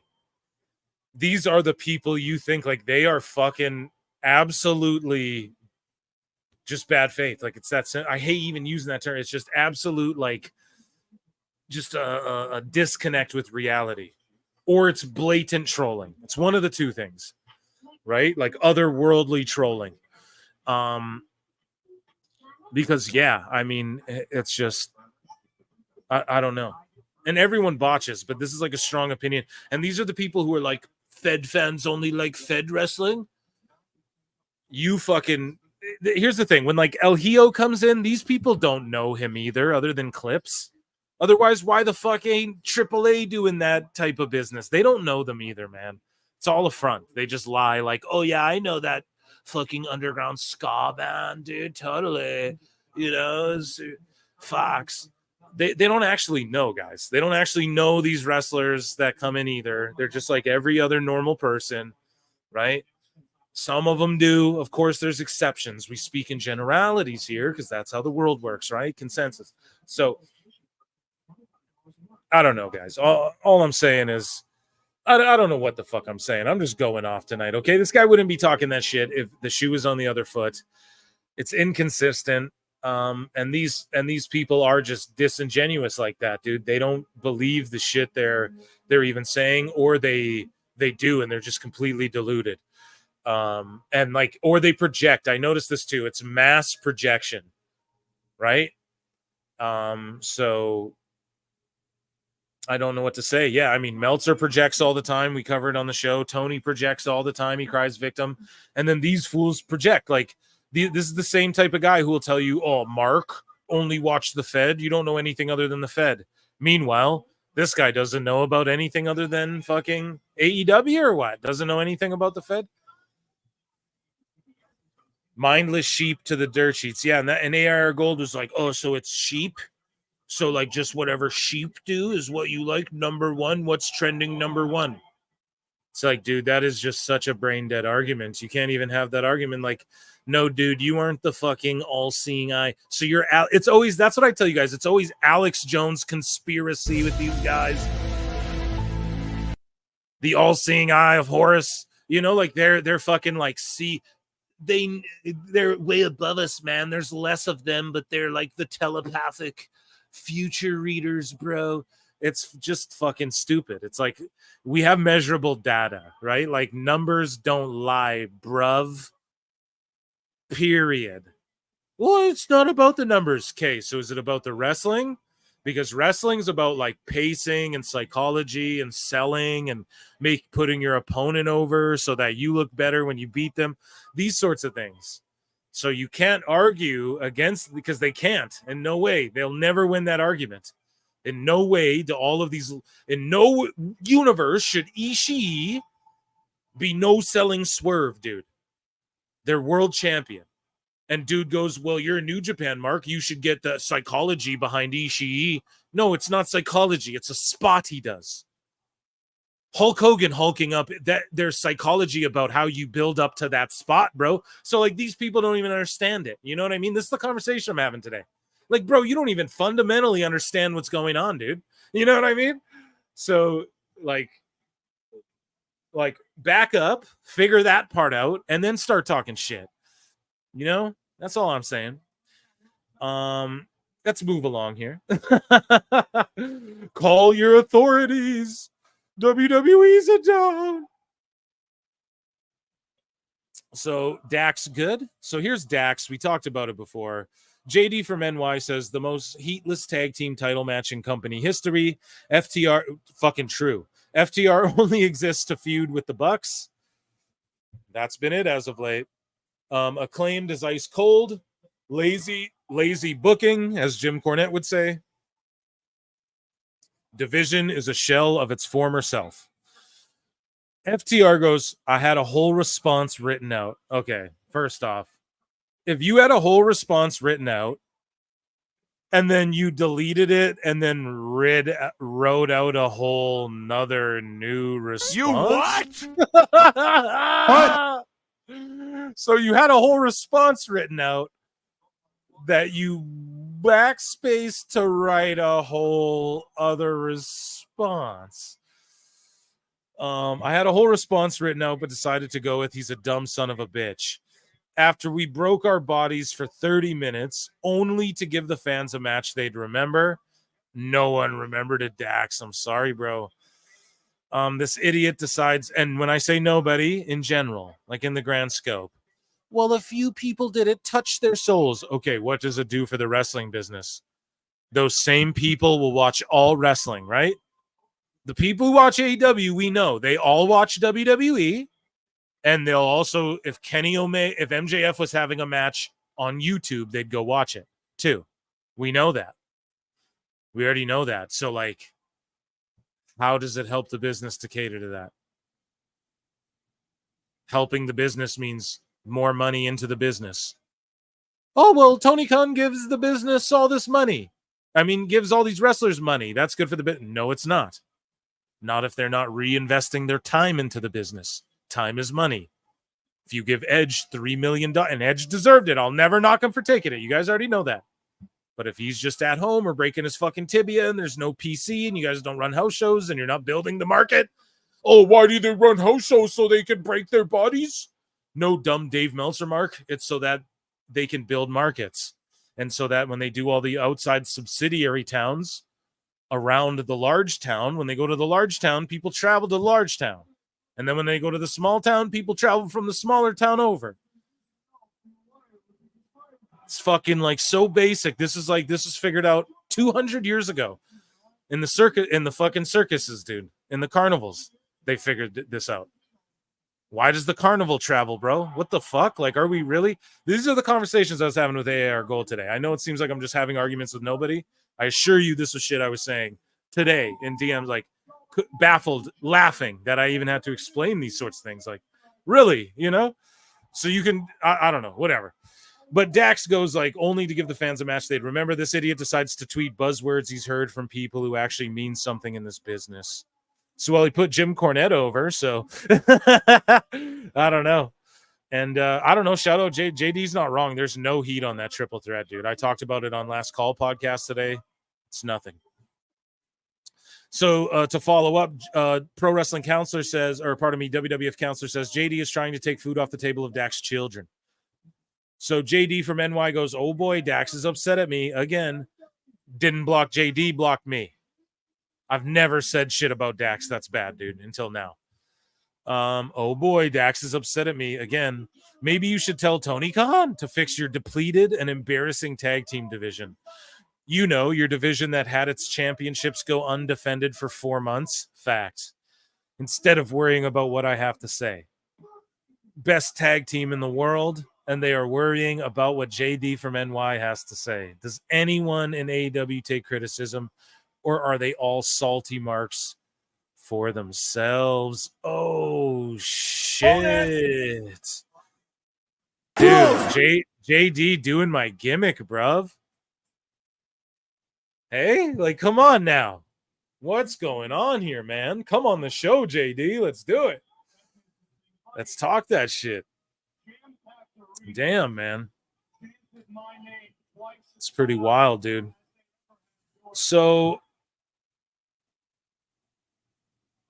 here's AIR Gold, speak of the devil. Young Bucks updated their bio.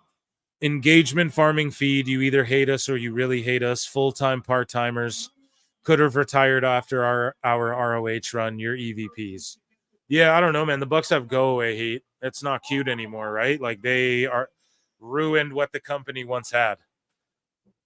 Right? So I don't know. They just all think it's cute because they're selfish too. Like, that's what AIR Gold was saying. What have I told you guys for like a year and a half on the show?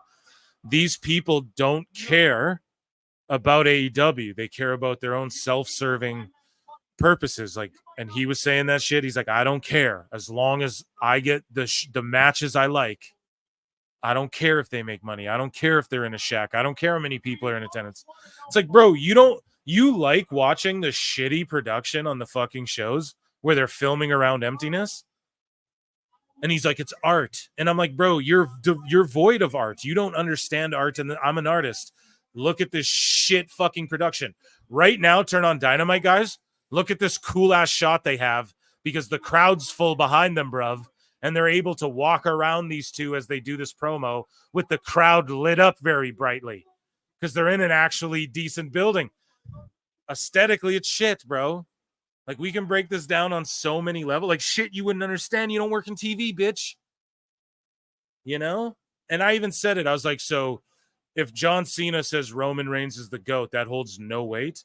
And the dude's literally like, it holds no, he's like, it's just his opinion. And it's like, right, but dude, if you went to a doctor and the doctor's like, man, you have the flu, take these pills, you'll be better in a week. And he's like, but it would just be the doctor's opinion. Do you not get a second opinion? Bro, you've never gone to the doctor and got a second opinion in your fucking life. Ever, bro. Ever. Especially not for a fucking something menial. like a flu or something, you know, like that's the type of arguments this guy's making. Like, you know, I'm like, so let's say like a wrestler has come on my show and agreed with me on this certain topic. You wouldn't agree with that. You wouldn't at least say that their opinion holds more weight than, let's say, yours, right? And the motherfuckers, it's just an opinion. Everyone has an opinion. All right. Everyone has an asshole too, and they're full of shit, bud. So this AEW soldier guy talks shit to me too. So Brad Shepard had a problem with me. This guy had a problem with me too. And the PWT universe, he didn't even get one like. Y'all showed up and cooked his ass with flutes and everything. So round of applause for you guys.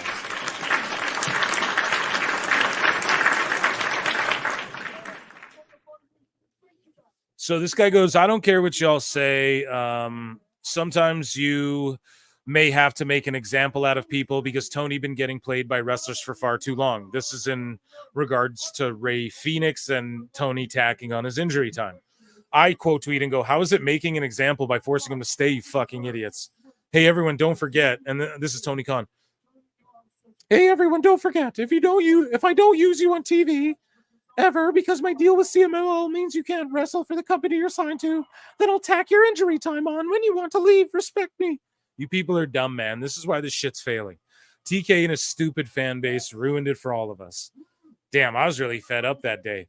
This guy, I don't know, someone responded to moi, the queen, and said, well, where is it now? I just lost it. Here we go. So this guy goes, speaking of weirdos, let's talk about you. You leech off Dave and stupid Harry Potter flute for views, and your gimmick is Jim Cornette light without the wrestling knowledge. You can't interview for fuck's sakes. Get a life and leave AEW alone, bruv. Now, this guy's been following me, just commenting under my shit for like a while, right? So I finally give him what he wants. I slap him around a little bit, send him packing like he wants. He likes the abuse. I go, you follow me. Dave can eat my ass like a human centipede. Anyone defending him at this point of time is trash. My flute is goated. Ask chat. If I'm Jim Cornette light, you're AEW defender mild. Everyone loves talking to me, from pro wrestlers to neckbeards like you. That's why you're talking to me right now. Get a personality beyond AEW, baby bro. You'll be happier in life. Oh, God. Boy, Phil had to cook a motherfucker right there. Nah, bro, I ain't fighting words. It's verbal jousting. But yeah, if you talk some shit like that, you better, you're accepting mutual verbal combat with me, right? This guy, Jeremy Lambert, goes, AEW All In 2024 is going to do 50,000 times the fans and business WrestleMania 36 did, but the podcasters don't talk about that. Who the fuck cares? Like, why do they just nitpick these random... Okay, SummerSlam just did more than that WrestleMania 2. Gives a fuck. Like, so stupid. And I took an L2 because somebody posted a stat saying, and I conceded, I'm not one of these goofs. I go, oh yeah, I was wrong about this. I'm also like, for shoot, I'm dyslexic, but I don't use that as an excuse, guys. All right.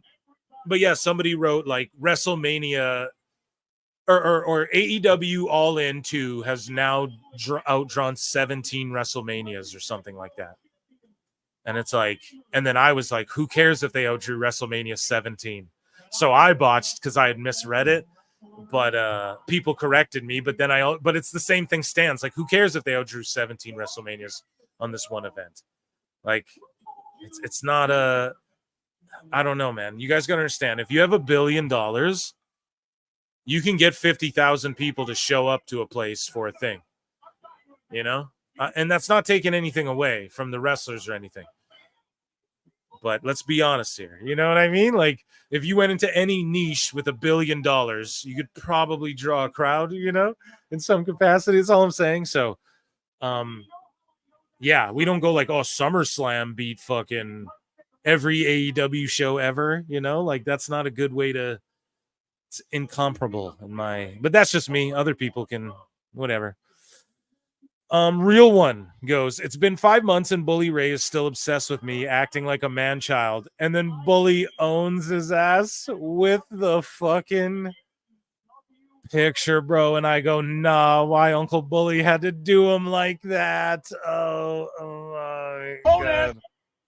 And I'm not trying to be like, look at this. No, I don't give a fuck about any of that, but he goes, and I know, and then Real One, because this guy's funny, man. Real One is actually funny, and he's legit just trolling. Like, this guy loves WWE. He does this shit for the money, you know? You gotta admit, I out-trolled you with that. Bro, did you actually make that, LOL? Hell no. Someone sent it in a group chat. I was genuinely asking if it's you, and people ran with it. So this is this guy's proof that it's not him, but I think a bunch of people proved it is him. Whatever. Chat, you guys can run with that.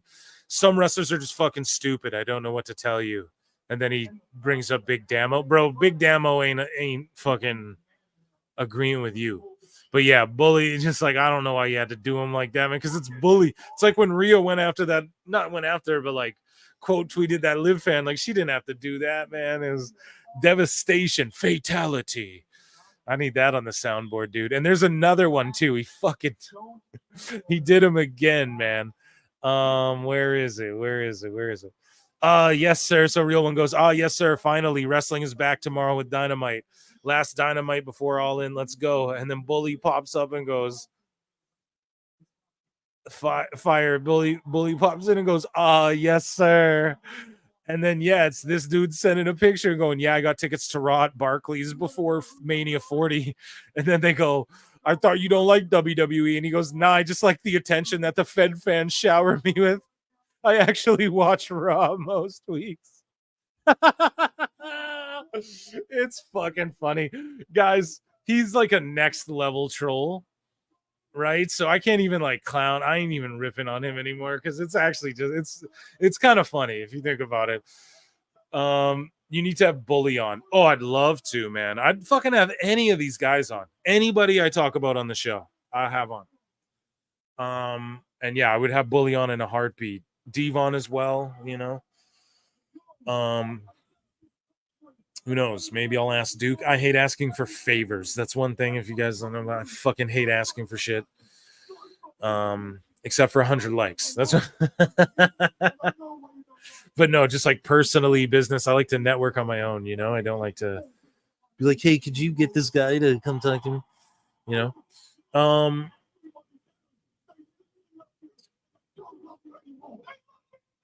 So I got more here, guys. Sorry, these guys are yelling at each other. And people, where's the stopwatch marks? MJF and Will Ospreay have been fucking talking for 30 minutes. Where's the stopwatch marks?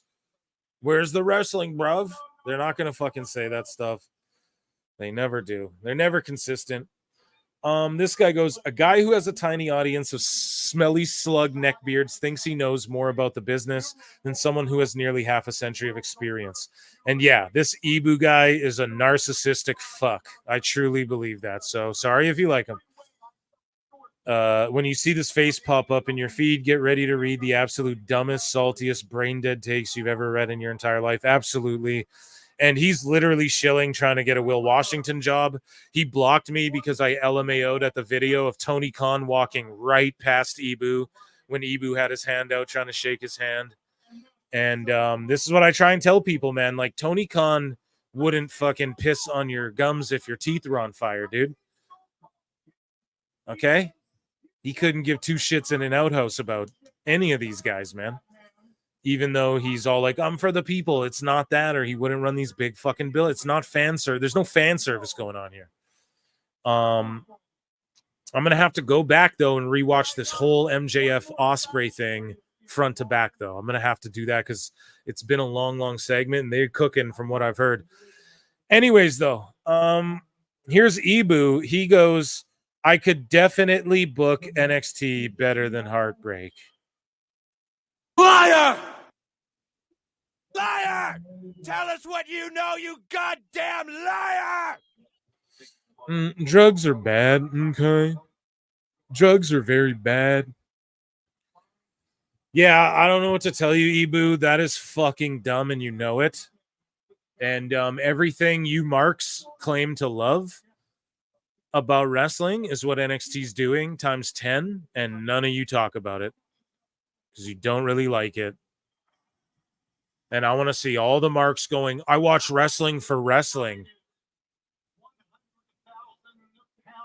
That's what I'm going to tweet out, guys. You got to deal with a Phil Marks sending a tweet in the middle of the show. Okay? And I'm going to post the link. Where are all the...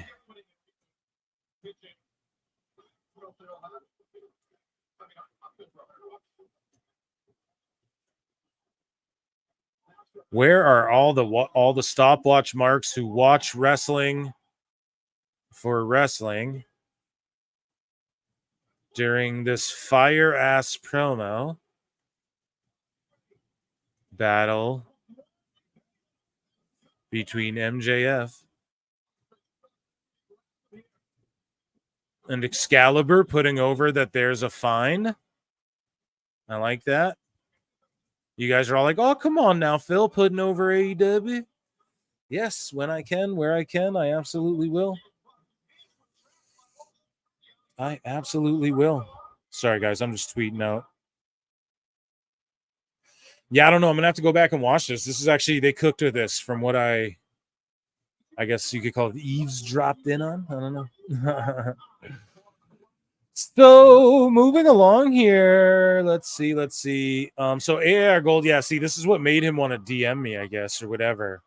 Or he said that, like, someone said, I wanted to talk to him, and I was like, no, dude, before, because when he blocked me, it was like, I had said it, like, you can come on the show. And your boy was cooking, man. 31K impressions, 400 likes, all that sort of shit. I was cooking, like, I got like 1,000 likes on a couple different posts.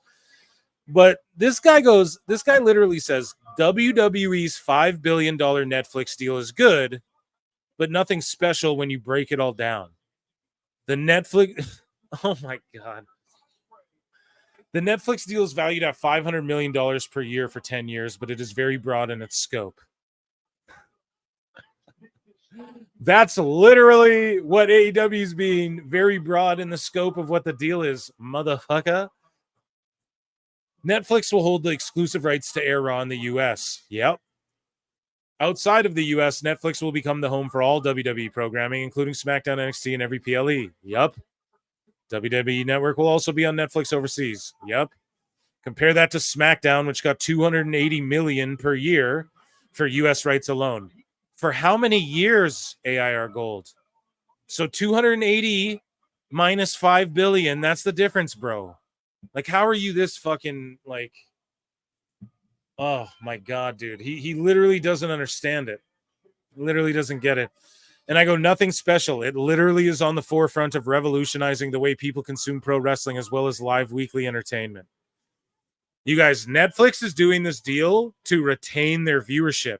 They've done the market research, and they understand that there's the amount of people who have Netflix and WWE globally, the crossover is significant enough to where it makes sense for them logistically.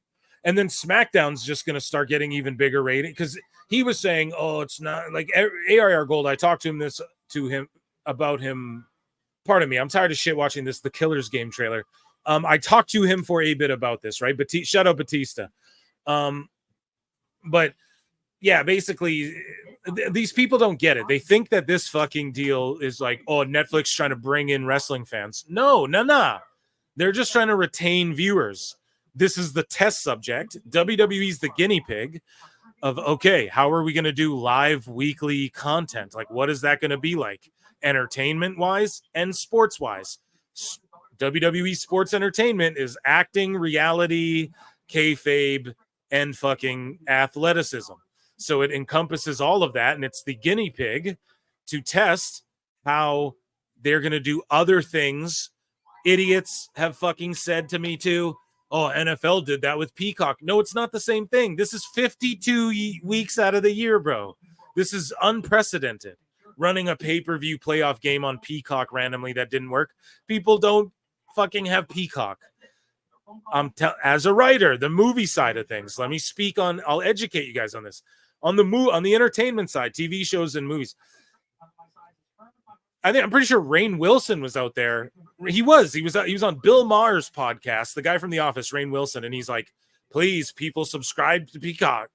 Like, people aren't subscribing to it, and we need more people to. And my movie's on there or whatever. He had a new show that came out or whatever. And he's like, go and watch my new show. It's on Peacock. We need people. People aren't showing up to Peacock. It's a problem. I'm telling you, from my, like, trust me, people are showing up to Netflix globally. It's everywhere. So, like, they did the market research, guys. They aren't just going into this blindly as like, yeah, I don't know. This is going to set the fucking precedent for how other programs are going to work on Netflix when they start doing more live shit, and they need to retain the people they have. They're upping prices. They're not trying to get more people in at these upped prices. They're upping the prices to retain the people they fucking have because they already have so many people. Now, if new people come, yes, that's awesome. And yes, that's a bonus. And yes, that's right. But WWE is tried and true, and it's just growing in popularity. And it's something everyone can watch. Oh, McDonald's. Yes, McDonald's caters to everybody. Its objective is to cater to as many people as possible, to be affordable and consumable. There's a play area for your kid.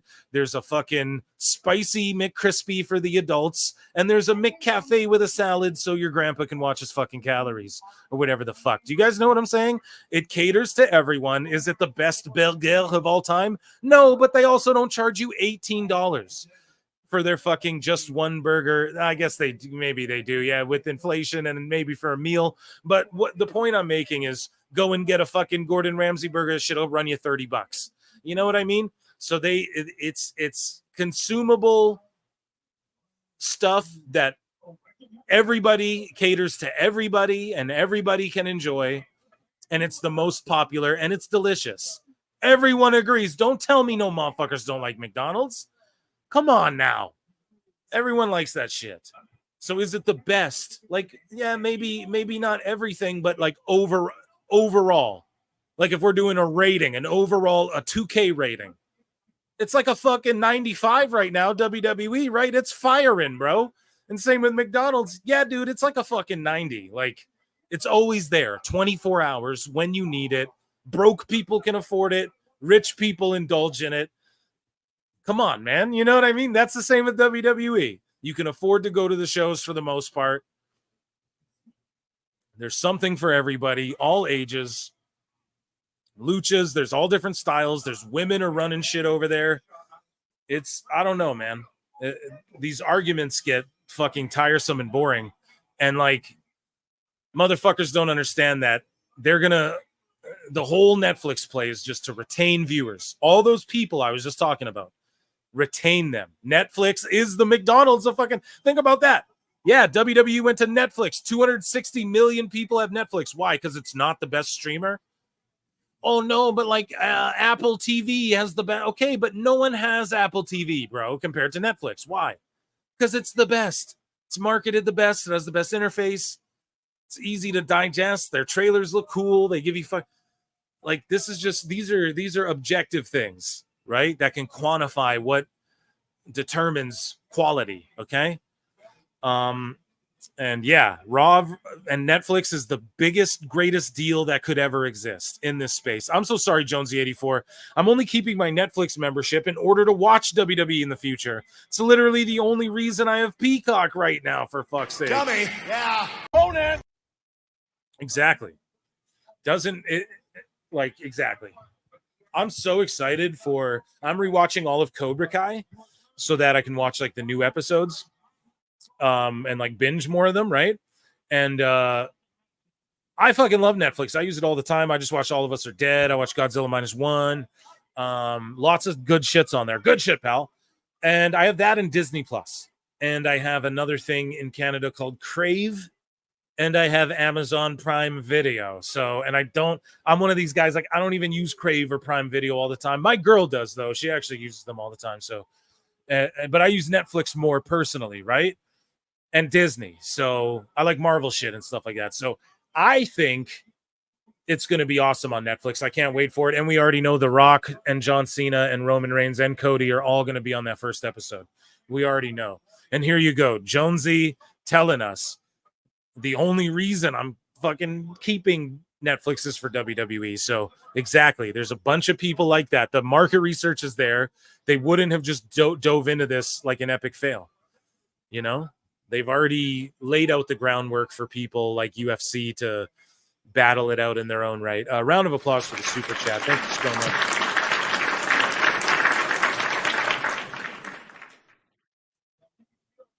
So here's Jack Perry. He made his own belt, and this guy goes, Banana Williams goes, what? And All Elite Mark says, when will fans realize that Jack Perry is the modern day Stone Cold Steve Austin and they just can't see it yet? Drives around in his custom truck, has badass gear, glass Titantron, cuts fire promos, and now has a belt he made with his own hands. He's only 17. Bro, I don't know what to say to that. If you compare those two, you're fucking psychotic. That's all I can say. And then I got, dude, look at this, 1.2K likes, 90K impressions. You can't make this up. Here's my tweet from yesterday. So look at this, right?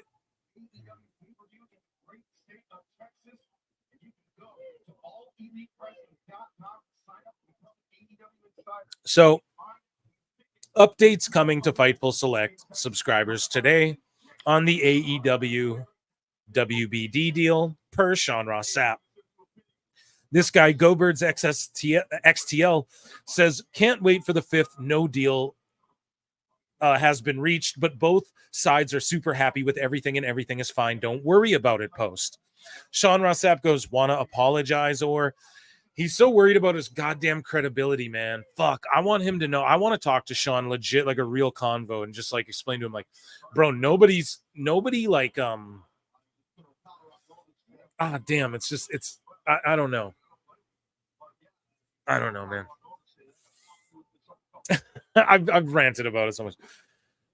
It's just people aren't against him as much as he thinks. I just want to know. It's just more like the dirt cheating in general is what people are against, right? It's not like him. Well, maybe no, it is him because I guess the back and forths he has with people. I guess I am sort of blanket stating just in general, the dirt sheet guys. It's just that culture more than anything. It's not like the individuals as much as it is the culture. But either way, this guy says, can't wait for the 5th no deal story. SRS says, want to apologize or what? GoBird says the story hasn't been published yet, so no, not yet.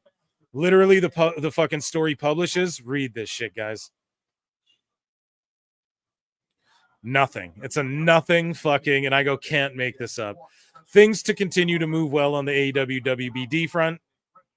Fightful Select Sean Ross Sapp has spoken with a number of sources within AEW and WBD about the possibility of an impending announcement. WBD sources confirmed there was still some red tape to get through, but that another offer for a long-term television deal was made recently to AEW from the company that they're very confident in. Fightful reported earlier this summer that Tony Khan was set to meet with WBD's David Zaslav in Paris during the Olympics. Khan confirmed as much. Blah, blah, blah. One WBD source called the offer extensive, but didn't elaborate on what that meant outside of saying it's literally extensive. So probably 5 years, something like that. They're going to do a deal, man. I called it the whole fucking time. And some people are going to have to eat their words on my show. Maybe that's why they're not coming on lately. Oh, I'm just stirring up the controversy and drama lately, dude. For real, but like, hey, I don't know, dude. Some people, you came on this show and talked a lot of shit. And I'm not trying to do gotcha, but it's like, well, what now? You know, like, where do we go from here, dude? I was always confident they're getting a fucking deal, like another deal with WBD. I was just like, they put them on True TV or some shit. Just won't be on, you know. It'll go to streaming though. I believe that too. And maybe even like off TV, like maybe Rampage and Collision are off TV and just streaming only now or something. We don't know. It'll be something kooky like that. But yeah, I don't know. Just a nothing burger. There's no announcement. We don't know anything new, and you can't make this shit up. The guy asked him to apologize for being right. This is the problem, dude. You can't force people to apologize when they're right. That's abusive. George Captor for $5 says, Phil, how long does Peacock have the WWE? In the US, you're going to need both Peacock and Netflix. I don't know. That's a great question. I thought SmackDown was moving to USA. Well, this is what's happening. SmackDown's moving to USA. Raw's going to Netflix, and then NXT will be on the CW. So you won't need Peacock anymore. And then the PLEs will be on Netflix too. So you won't need Peacock anymore. Unless I'm wrong. And that was directed at myself. I could just be talking out my ass, but that's how I believe it works. So yeah, no worries, man. You'll be good to go. But if that's not the case, then The best guy is Tony Khan. Ask him, because he seemingly got a deal done. Thank you so much for the super chat, man. I appreciate that a lot. And you mean a lot to me, George. You already know. Rampage and Collision on Tubi? Could be. PLE on Peacock till 2026. Oh, dang.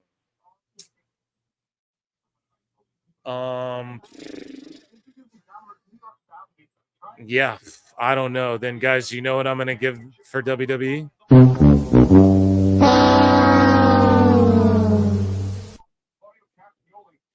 That's a fucking fail, but they obviously don't want to wait it out with USA and Fox. Like, they want to get SmackDown off of Fox as quickly as they can, and they needed to get Raw on Netflix in order to do that. So, yeah, I just think it was a timing thing there, because that is rough. I won't lie. For me in Canada, everything is just on Netflix January 5. SmackDown, NXT, Raw, WWE Network shit, and fucking PLE's Netflix immediately on the New Year. So move to Canada, bitch. No, I'm just kidding. Yeah, Peacock wants to get that $1 billion worth. Absolutely. AIR Gold again with this guy. Yeah, we're done with him. I'm true with you. But yeah, I don't know. Sap, man. Dude, you got pwned there. Here's the fantastical tales of Tony Khan. So we found this account last time. He is a complete sicko. This guy's chill, though. He does not get triggered by me. He follows me. He goes under my posts and tweets hilarious shit. Like, oh, the fantastic Mr. K would agree with whatever. Like, you guys got to follow this. This guy is on some Neckbeards level shit, quite possibly. Now, Neckbeards is goated, but this guy's fucking up there. And he wrote another story about Tony Khan. So let's get into it here. We got two of them. I got two of them. They all come in thread form. So, dinner debonair, considered by many to have transcended the sport of professional wrestling, to have reached the pantheon of ethereal and undefinable works of art like the Mona Lisa or A Christmas Carol. I'm Meltzer and ain't slept in 2 days. There we go. One could be forgiven for assuming that such pioneering genius could only come from the much fabled creative mind of Tony Khan, except it didn't. Almost 4 years ago to the day, he puts Tony Khan over. Dude, in the thing. It's so good. Almost 4 years ago to the day, our beloved suave wrestling promoter returned home after another long, arduous day of saving the wrestling business with his vibrant, on vogue wrestling promotion. Flustered, a rare occurrence for our chiseled Mr. K, whose steady resolve is rarely afflicted. He cut a slightly disheveled figure as he removed his suit and tie that strained under his bulging muscles as he stood there, bullock naked, gazing upon his mountainous shoulders, thick, bumpy abs, and veiny tree trunk quads. In the mirror, he thought something wasn't quite right. Those abs didn't quite have the same polished steel-like shine. His charming, infectious smile without the same pop of which we're all accustomed to. He knew exactly what to do. He dressed in his finest silk underwear his best smoking jacket, one that would leave Hugh Hefner all shades of green with envy, and picked up his phone. Hello, Dave. It's Mr. K. You free? Tony's dear friend, Dave Meltzer. A charming man, older in age, enormous in wisdom, intellect, and in many other areas, entered Mr. K's bedchamber with feverish enthusiasm. Tony's spirited immediately lifted. He meant spirit. The two engaged in fierce philosophical debate, pondering the great questions in life with a passion almost exclusively reserved for those of close physical intimacy.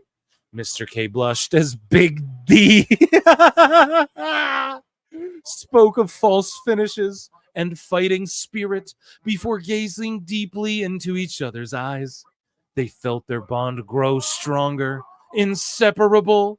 The two stood to their feet, embraced in each other's arms, and almost in a trance-like state, as if possessed by the thick, suffocating platonic chemistry between the two hulking men that would make most lovers blush. Everyone's blushing. They were lost to the rhythms of dance and song. Despite being exhausted from the hours of frolic and merriment, Tony's spirit was replenished. He removed his clothes once again and gazed upon the reflection of his statuesque physique. The pop and the gleam, the blinding sheen of polished steel had returned to his abdominals once more. How do I look? He asked Tony. Like, 8 stars, uttered Dave. You what? Oh my God.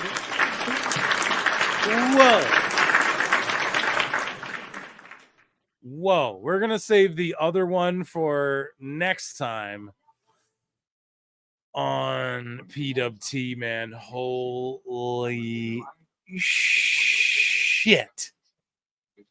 That was psychotic, you guys. Chat, what do you guys think about that? Threw up in my pants. This is how monkeypox began, dude. Amazing. That was amazing. I need to hydrate here, guys. I'm sorry. Let me grab you guys grab you guys. I'm so fucking tired. I need a drink of Red Bull or something. So listen to some Crack Amico for 2 minutes while I'm gone.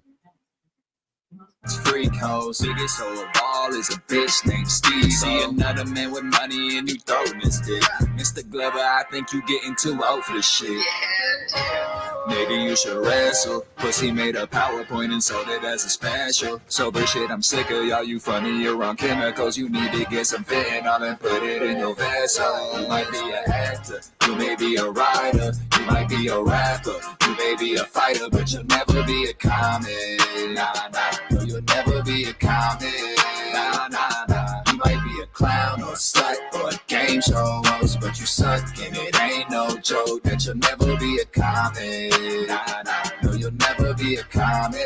Nah, nah, nah, nah. Hey, Michael Rappaport, bitch, Michael Slappaport, all because he brought up that little bitch that dragged your ass to court. Mr. He be hero all day. You guys like that or what? Round of applause for Crack Amico, ladies and gentlemen.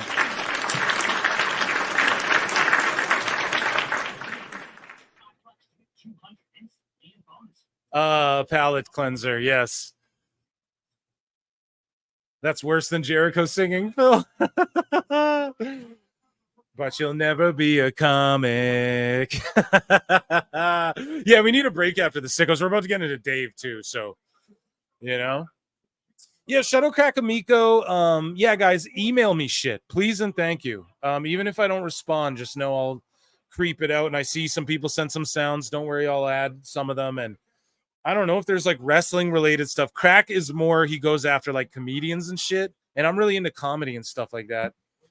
So yeah, I don't know. I just was vibing his like, because it's actually good, you know. It actually kind of catchy, you know. It's like, okay, this guy's actually like talented. He's not just, you know. Yeah, these matches are so long. I don't know. I like Okada and fucking Claudio though. I'm not gonna hate on them, but I'm gonna put this Dynamite back on like when I lay down later.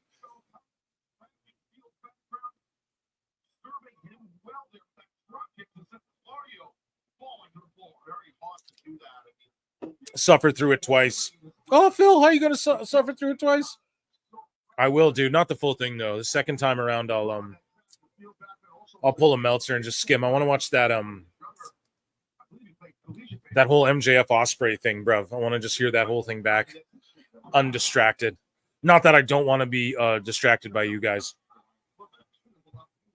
This literally saved me. I'm having a rough week, my rough last 2 weeks as far as not woe is me, but just like working, man, busting my ass. And then this weird thing happened where I went to the fucking emergency room and everything. I'm all good, but it was just stupid. I have like a little injury, I guess. I don't fucking know. It's all dumb. But I should be all good. And we're back at it. Don't worry, we're gonna jump into another one of these folders. I think we should do Dave next, guys.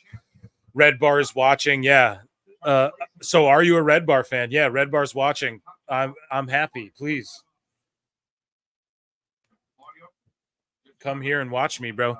Yeah, I've clipped Red Bar before when he's talked about wrestling stuff. If you check on my channel, I do watch Red Bar. Yeah, a lot. I'm a big fan. I understand his shtick. It's all a gimmick, you know. And he's low key a big wrestling fan, even though he shits on wrestling. That's like his shtick too. He's like, wrestling, people who like wrestling, you're fucking whatever, but he knows everything about it. Like he's a fan of it, you know.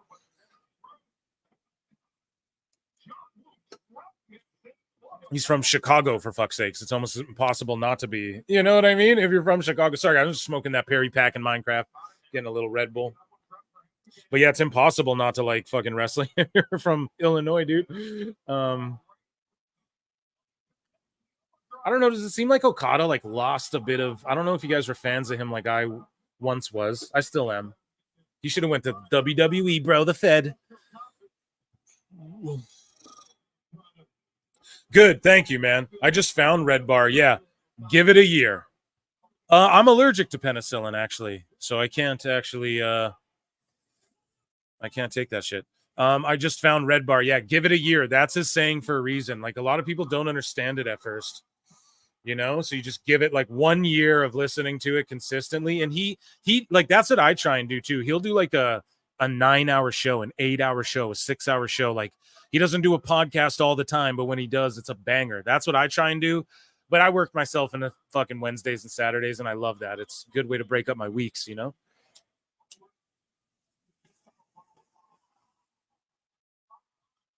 Okay.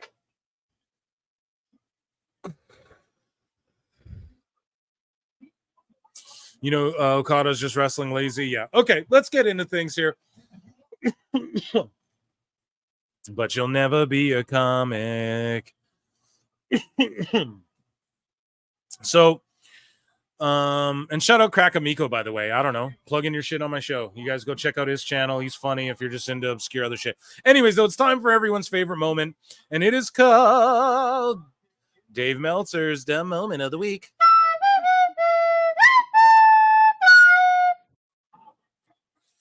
So, Wavy Davy, Seltzy Weltsy, Seltzy Meltsy. We got a couple here.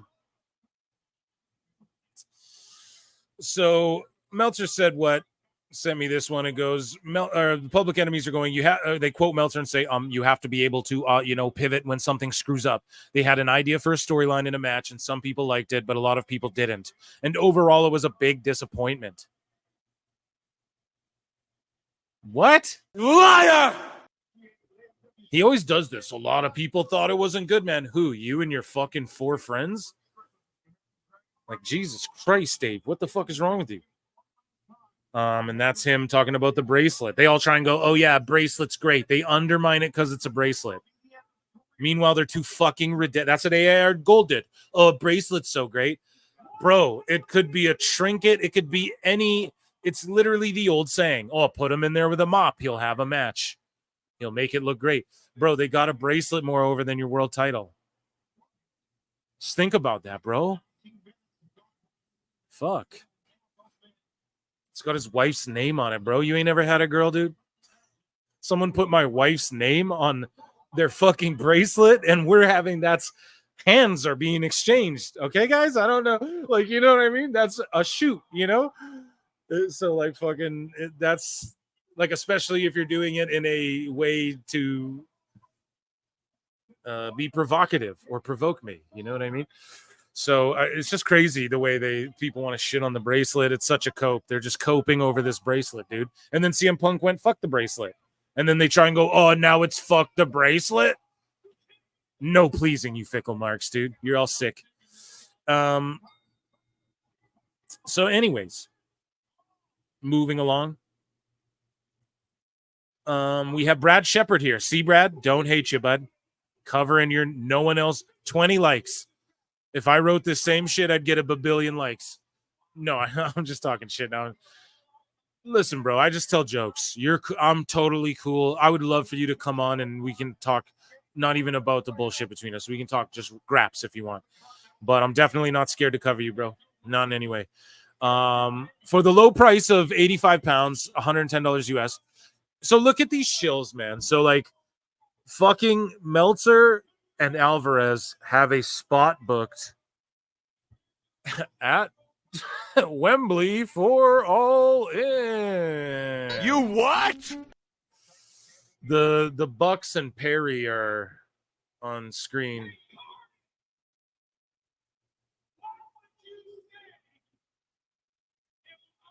Yeah, Perry's really stone cold. Jesus Christ.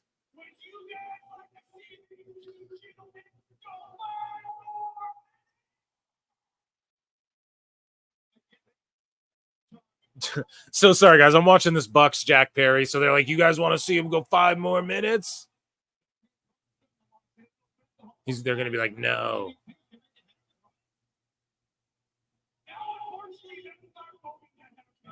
Yeah, Perry's stone cold, dude. He couldn't fucking draw a string on a fucking pair of swim trunks, dude.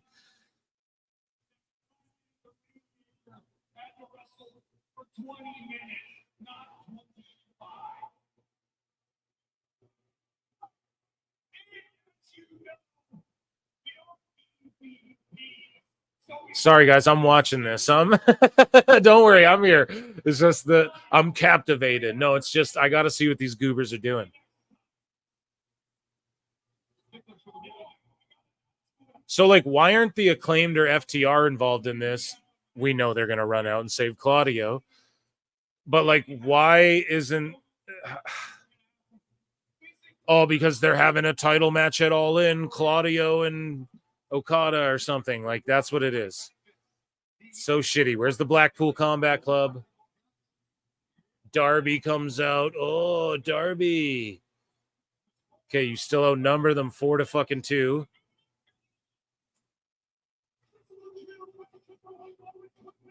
Oh, it's a trios match. What the fuck is going on here, chat? I don't know what's going on here. Brutal commentary on I have no idea what's happening. How many matches for All In? Guys, I reviewed that shit on Last Call Pod with Chris Connor. I previewed it. Go and watch that. Okay? Because I'm not going over that fucking card again. There's like 15 matches on there. No, I'm just kidding. Like, so far there's like 11 or something. But you know, more are going to be added. So here we go. It was a 6-man tag or something. I didn't know. I don't know what's going on. This show is the best guys, Tony Khan. Anyways, so Brad Shepard says, for the low price of $110 US, you can purchase the Wrestling Observer 7-star VIP package to attend their Wrestling Observer live show the day of All In. So the day before All In, you can go to their live show, and of course they're going to be there. You can receive a private meet and greet with Meltzer and Brian, a photo with them, and their autograph. Takes a special person to be exposed as often as Dave has and not hesitate to keep milking fans out of money. Dude, this is wild that they're doing this. Fans can purchase general admission tickets to see the show. So they're doing a show what? Oh, yeah, I'm going to talk about wrestling news and tell you lies about my fantasy mark booking that I'm going to pretend are true? Is that what people pay for in the UK? You guys are fucked in the UK if you guys are listening from the UK. I love you. But you cultaholic, what culture, motherfuckers, man. You guys all, or whatever, Wrestle Talk. Man, you guys love you some Meltzy, dude. Holy shit. I'd pay $110 for Dave to stay the fuck away from me.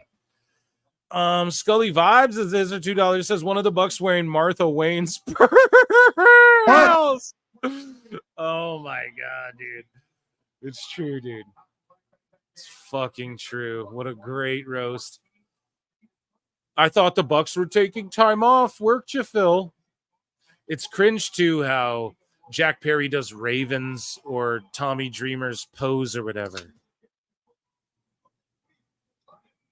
Like you fucking wish. Here we go. Pretty sure the ratings took a nosedive. Go Bucks. So you like the Bucks? You ain't hype. I appreciate you. Thank you for the $2. And do you like the Bucks or what? And that's totally cool if you do. I was a big fan at one point for sure. I even liked when they started doing this shit. But they just have like go away heat now. All these guys do because the Punk stuff.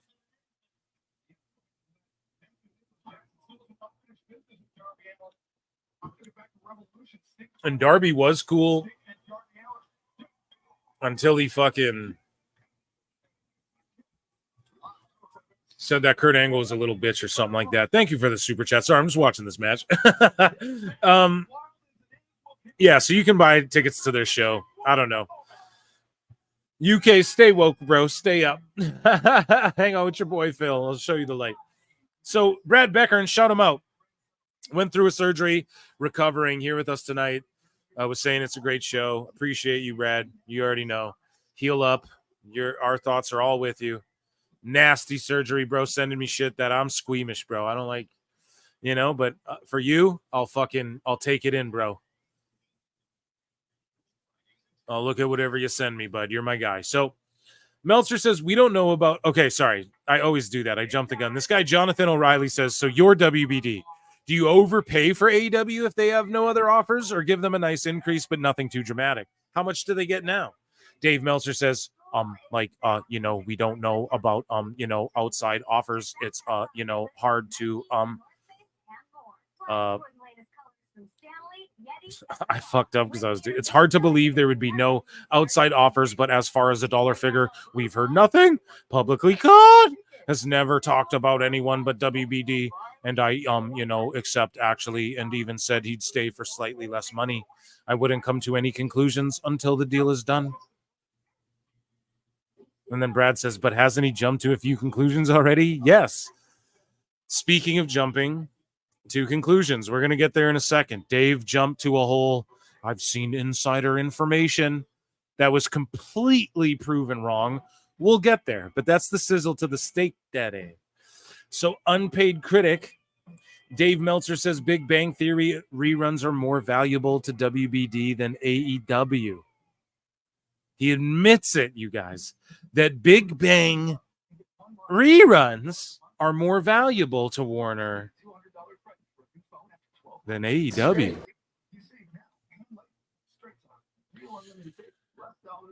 Which is more valuable to WBD, Big Bang Theory reruns or AEW?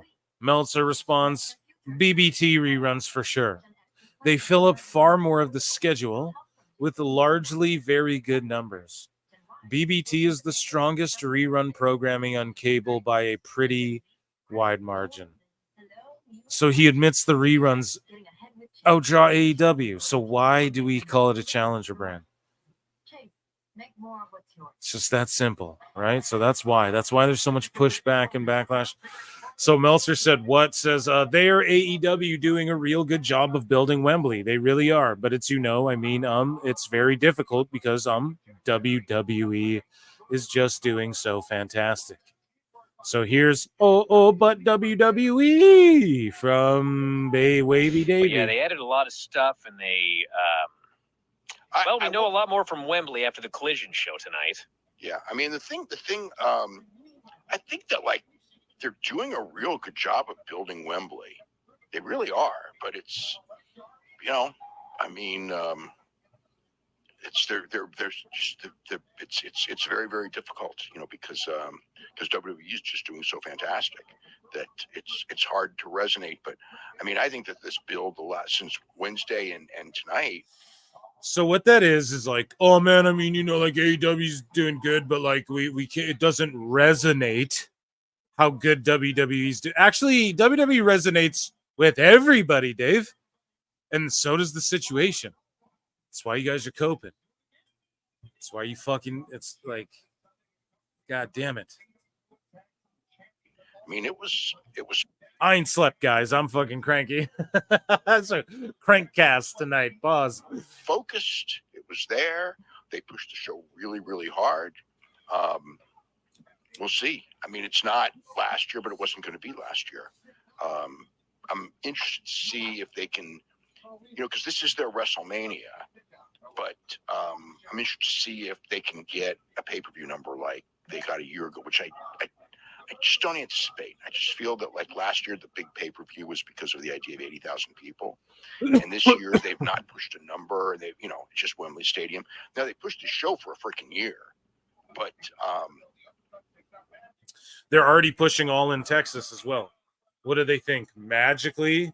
Like what match are they going to put on? That's what I just don't get. Maybe Tony has some, I don't know. Lashley, is that big enough to draw 50,000? You know, and they, you know, the Danielson Swerve match. I mean, that they did a great job today as far as making that match feel like a big main event. You know, doing the video where everyone's predicting who's going to win, and the Eddie Kingston video. I mean, they pushed it like it was a big match. Just a question of do people take it as that? And I guess you know, I guess we'll find out.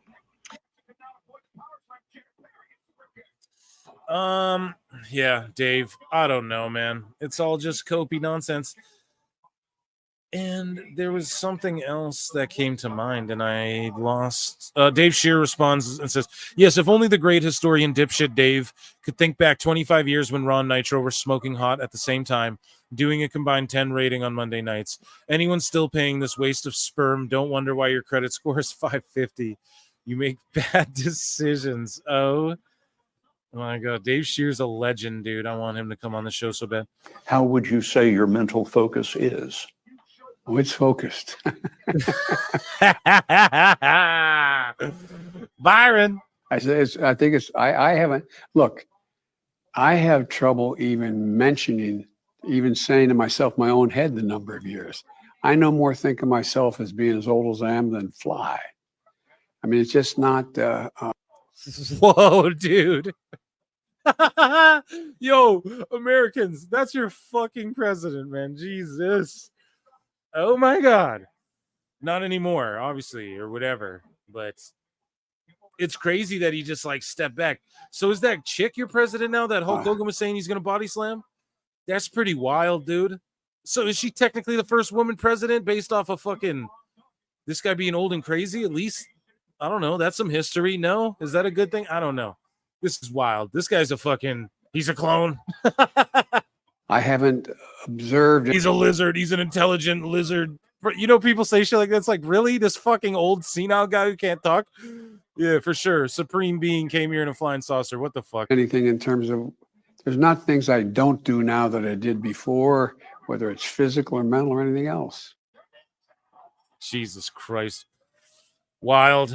The world's crazy, guys. I'm sorry. I don't know. So Dave, well, let's talk about this. Switchblade 97. Some interesting figures coming from Dave Meltzer, who claims to have seen a WBD internal memo detailing AEW's value to WBD. Now, I ended the poll in the chat. I left it up for a long time. The results were 68% of y'all don't think they get a deal by the end of August. So, fair enough. I don't know what to think, but they're going to get a deal with WBD, but it could take longer. Who knows? Anyways, though, Dave says he found an internal memo. So after fucking up Alpha, the disgusting pig, he fucks this up too. And he says he saw a memo and he starts leaking fucking fake numbers. And all this does is hurt AEW, man. He's just so desperate for a scoop now. Yeah, man. Davey Scoops, man, holding another fucking L. So, it details the package. He claims the memo shows the entire AEW package is worth an estimated $265,720 per year to WBD. Let me say that again. $288,265,720 per year. That cannot be right. Oh my God. Look at what Dave wrote here. Dude, I can't believe this. I didn't read this before. Meltzer goes, I saw an internal memo from WBD on the total value of AEW programming. It was $288,265,720 per year based on ad revenue and 2% of TNT carriage rates, 2.5% of TBS carriage rates, and 3% of True TV's carriage rates, and also including purchasing of the pay-per-view franchise. They value that at almost $300 million per year, dude. That's what Dave came out and said. Now, if I'm not mistaken, this was proven to be not true, a fabrication. He bit on some fake Reddit post or some shit. I can't remember exactly because I wanted to live react. So, however, it was a pay-per-view model indicated as similar to UFC, still $50 per show. I'm pretty sure that's what Warner wants, though. It did list an ROH show as part of the value, a reality show, and Dynamite, Rampage, and Collision and pay-per-views. This guy can't even fucking spell or edit his own shit. He was typing so fast to get this out to the world. Oh my God, Tony Khan. Let me get this out to save Tony Khan. The best guy is Tony Khan.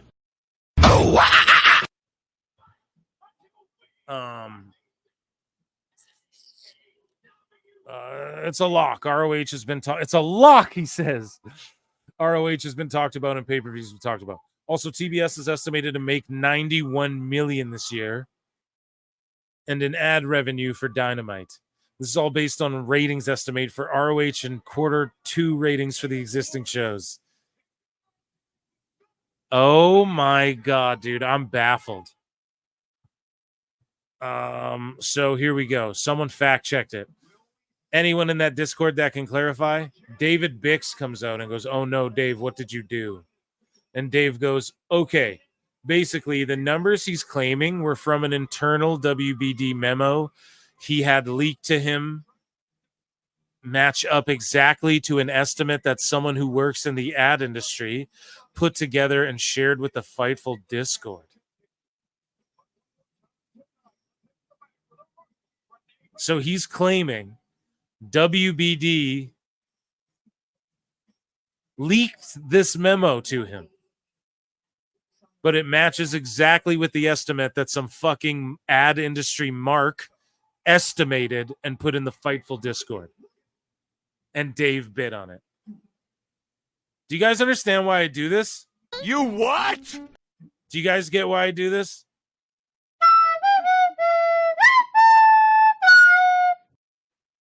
I hope you guys understand why I do this. Liar! Tell us what you know, you goddamn liar! This is a fail of such fucking epic proportion. Dave, you've lost all credibility. You're a fucking joke. It's that simple. The Alpha thing, then this. 1 week? Shit.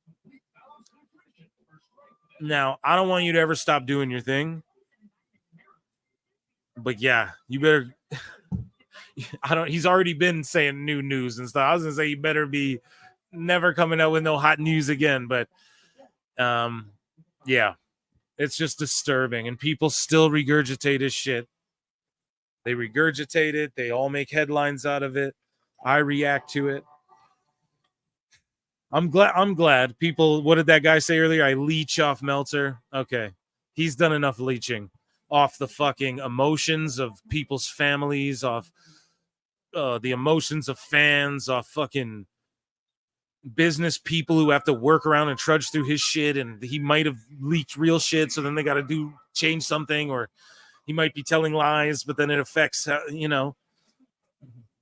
guy's a stooge.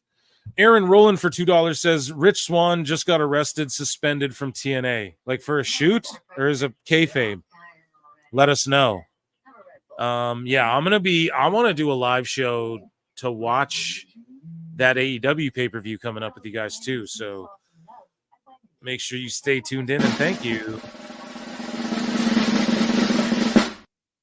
Aaron Rowland, for the super chat. So let's move along here. Bixen Span clears it up, right? Here, let me click this, and then we go down. Meltzer said, what follows up? This Ryan 2 billion Frederick. This guy came up with the 2 billion. I have no one blocked, and my prediction was 600 pages from The View. I'm seeing 641 pages without a deal even being signed. Truly one for the record books. The deal might have been signed since around page 634. These were before Dave's reply above. Page 634 of that thread was on August 14th. Just to clarify, are you messing? And this guy goes, I know Dave said on Wednesday that the deal wasn't done, but there were some rumblings during the week that pen had been put to paper. Haven't heard anything since about Thursday. So these are geeks talking about geek shit. So this guy responds to it and goes, let's get upset. Goes, hey, Dave Meltzer, Big Davey. If this is what you were referencing on the board, some guy who claims he works in the advertising adjacent field made this up and posted it on a random Discord several months ago. Matches all of what Wavy Davey was saying. Dynamite, Rampage, Collision, Battle of the Belts, another all access, which they're not doing another all access. ROH show, a bit of ROH. True TV is part of the deal, just like he said. US buys, international pay-per-view buys, da-da-da. These are just some and then look, this guy goes, if you look at the math as well, you can see whoever originally made it just took the article about SmackDown's ad rates estimate and then cut them for AEW's ratings. No consideration for time slots, cable networks, anything, just an absolute amateur job. Do you hear that, Dave? Conan! We got you, bitch. We got him.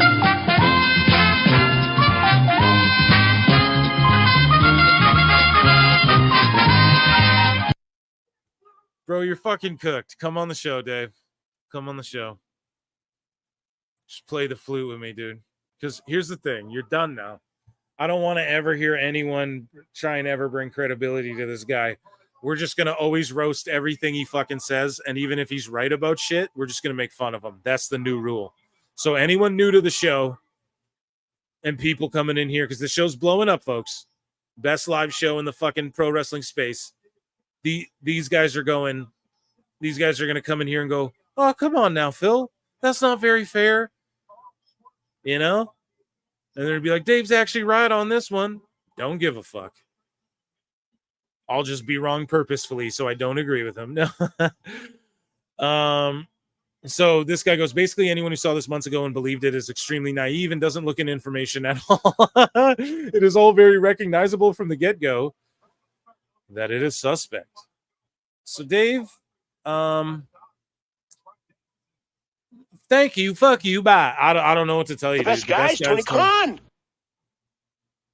You fucking mark! And you yeah. what? You fucking mark! You're a mark, dude. What else can I say? You fucked up. This is what I live for, dude. You just give me content. He did this before too with the Stardom Rossi Ogawa shit back in the day. Someone just emailed him a fake story and he just ran with it. And that's what he does. He goes, oh, I have people in the building at this and they tell me what the crowd's like. And it's like, bro, they're just working you. You're a fucking mark. You're a mark. And you're an idiot. And I'm a mark too, but I gladly own that shit. You are just regurgitating lies to try and make it about numbers. So AAR Gold goes, well, who cares about the numbers? Because every prominent person who gatekeeps the media space, Meltzer and all these guys gatekeep people like me, okay? They all are shilling and using numbers as the metric for, so how, what do you want to, like, are we going to use the numbers like your boys are doing? You were just tweeting about numbers and Netflix deals. So are we going to go by that, or are we going to go by who likes what kind of moves or whatever? You know what I'm saying? Yeah, so here's someone else with so this is Dave Meltzer 1 being caught red-handed passing off a 4-month-old post from a member of the Fightful Discord as an internal memo from WBD valuing the company. He then followed it up with a random off-topic shot at WCW and Eric Bischoff, quoting execs from Turner Broadcasting. So he had to make it about fucking Eric Bischoff, dude. Emotional damage. Chamonley. So what a fucking goof. So here's Dave just fucking, here's his bullshit. Here's, I don't know why the image didn't load here. Whatever. He gets proven wrong. This goes here. I assume it's Thurston, but what's the source?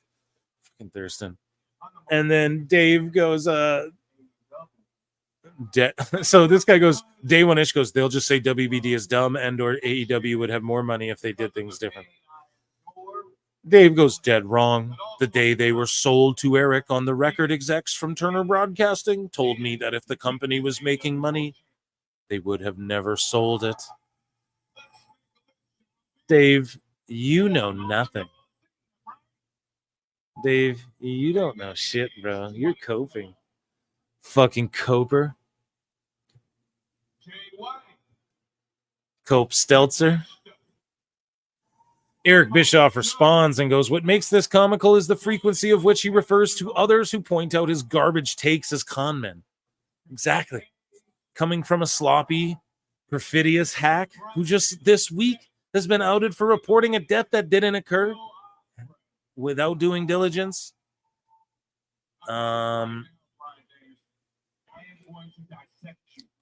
Without doing any confirmation to this. By all accounts thus far, this creep found a post on a message board from back in April, then conned his audience into believing that he had access to WWE internal documents and posted it as hot news. Dave, you are a fraud. Always have been, always will be, and it brings a smile to my face every time someone exposes you. Well, Eric, might I introduce, you must be smiling watching my show the whole goddamn time, buddy. It's what I literally do. You ain't hype pipes in with $5. You ain't hype. The mismanagement of Swerve as champ is unbearable. Can't wait to see how the next world champ gets booked. Yeah, dude, Swerve is having a fucking promo battle with Nigel McGuinness during an overrun. Fuck is going on here, dude? It's the most mishandled. I predicted on Chris Connor's show that Daniel's going to win the belt. Really think about it. Does Swerve retire fucking Danielson in the grand scope and the annals of history? That's what happens? Nah, I don't think so. I think they're playing up the whole Danielson's concussed. He's injured. He can't wrestle. His head's falling off. His kids want him to go home. He's not signed. That's the Swerve. He's going to win and get the yes. But it's crazy because they're trying to do babyface with this promo.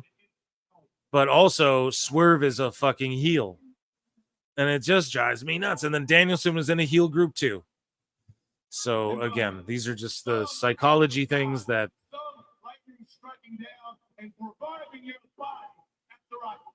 Yeah, he's cooking right now, though, man. Thank you so much for the super chat. Let me give you a fucking... Shut up, bitch! I don't know why. I just...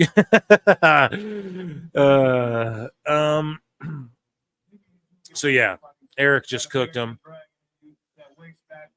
Meltzer said, what sent this to me as well? Meltzer, I'm taking this down for now. Ladies and gentlemen, Dave Meltzer has finally admitted defeat. Finally. But he's still going to take a victory lap once any new AEW TV deal is announced. Exactly. That's what I told y'all they're going to do.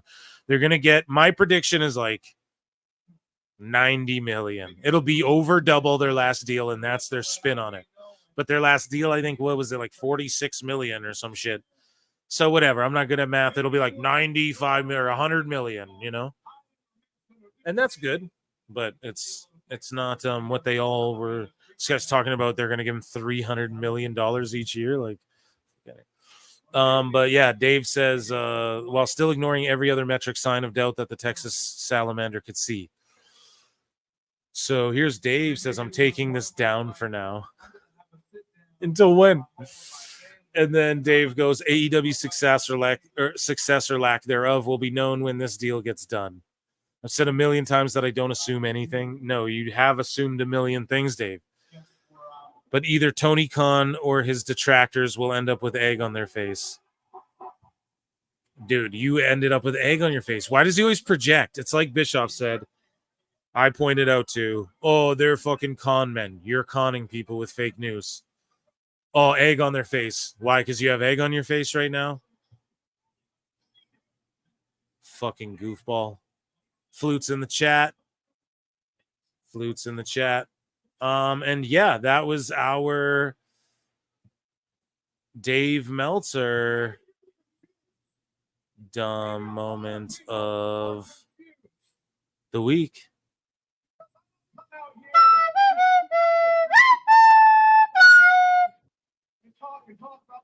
So we're watching Danielson here and Swerve in all of this. I know a lot of people say it, and they throw it around like it's just some sort of token, like it's some sort of catchphrase. But this isn't. This is the truth. You know it, and I know it. I'm the best wrestler in the world. Did he just say he's the best and wrestler in the world? Yeah, Danielson's the shit. Oh, yeah, great. We're watching an overrun. Flute gang. Yeah, I wonder if people were using stopwatches for this shit tonight, huh? You're going to cripple me in front of my daughter.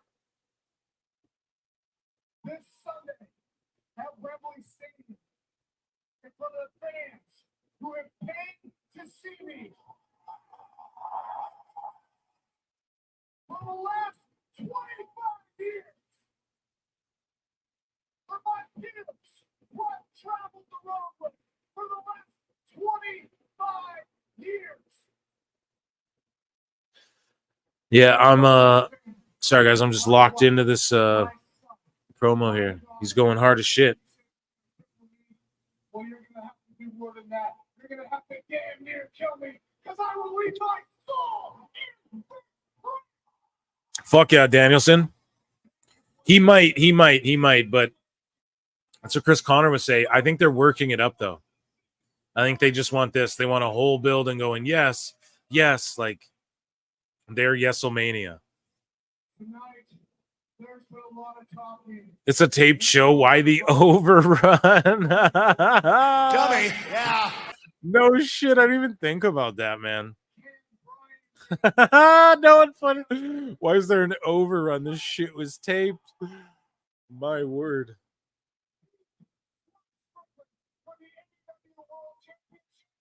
So that's why he's dropping fuck bombs. Fuck, man.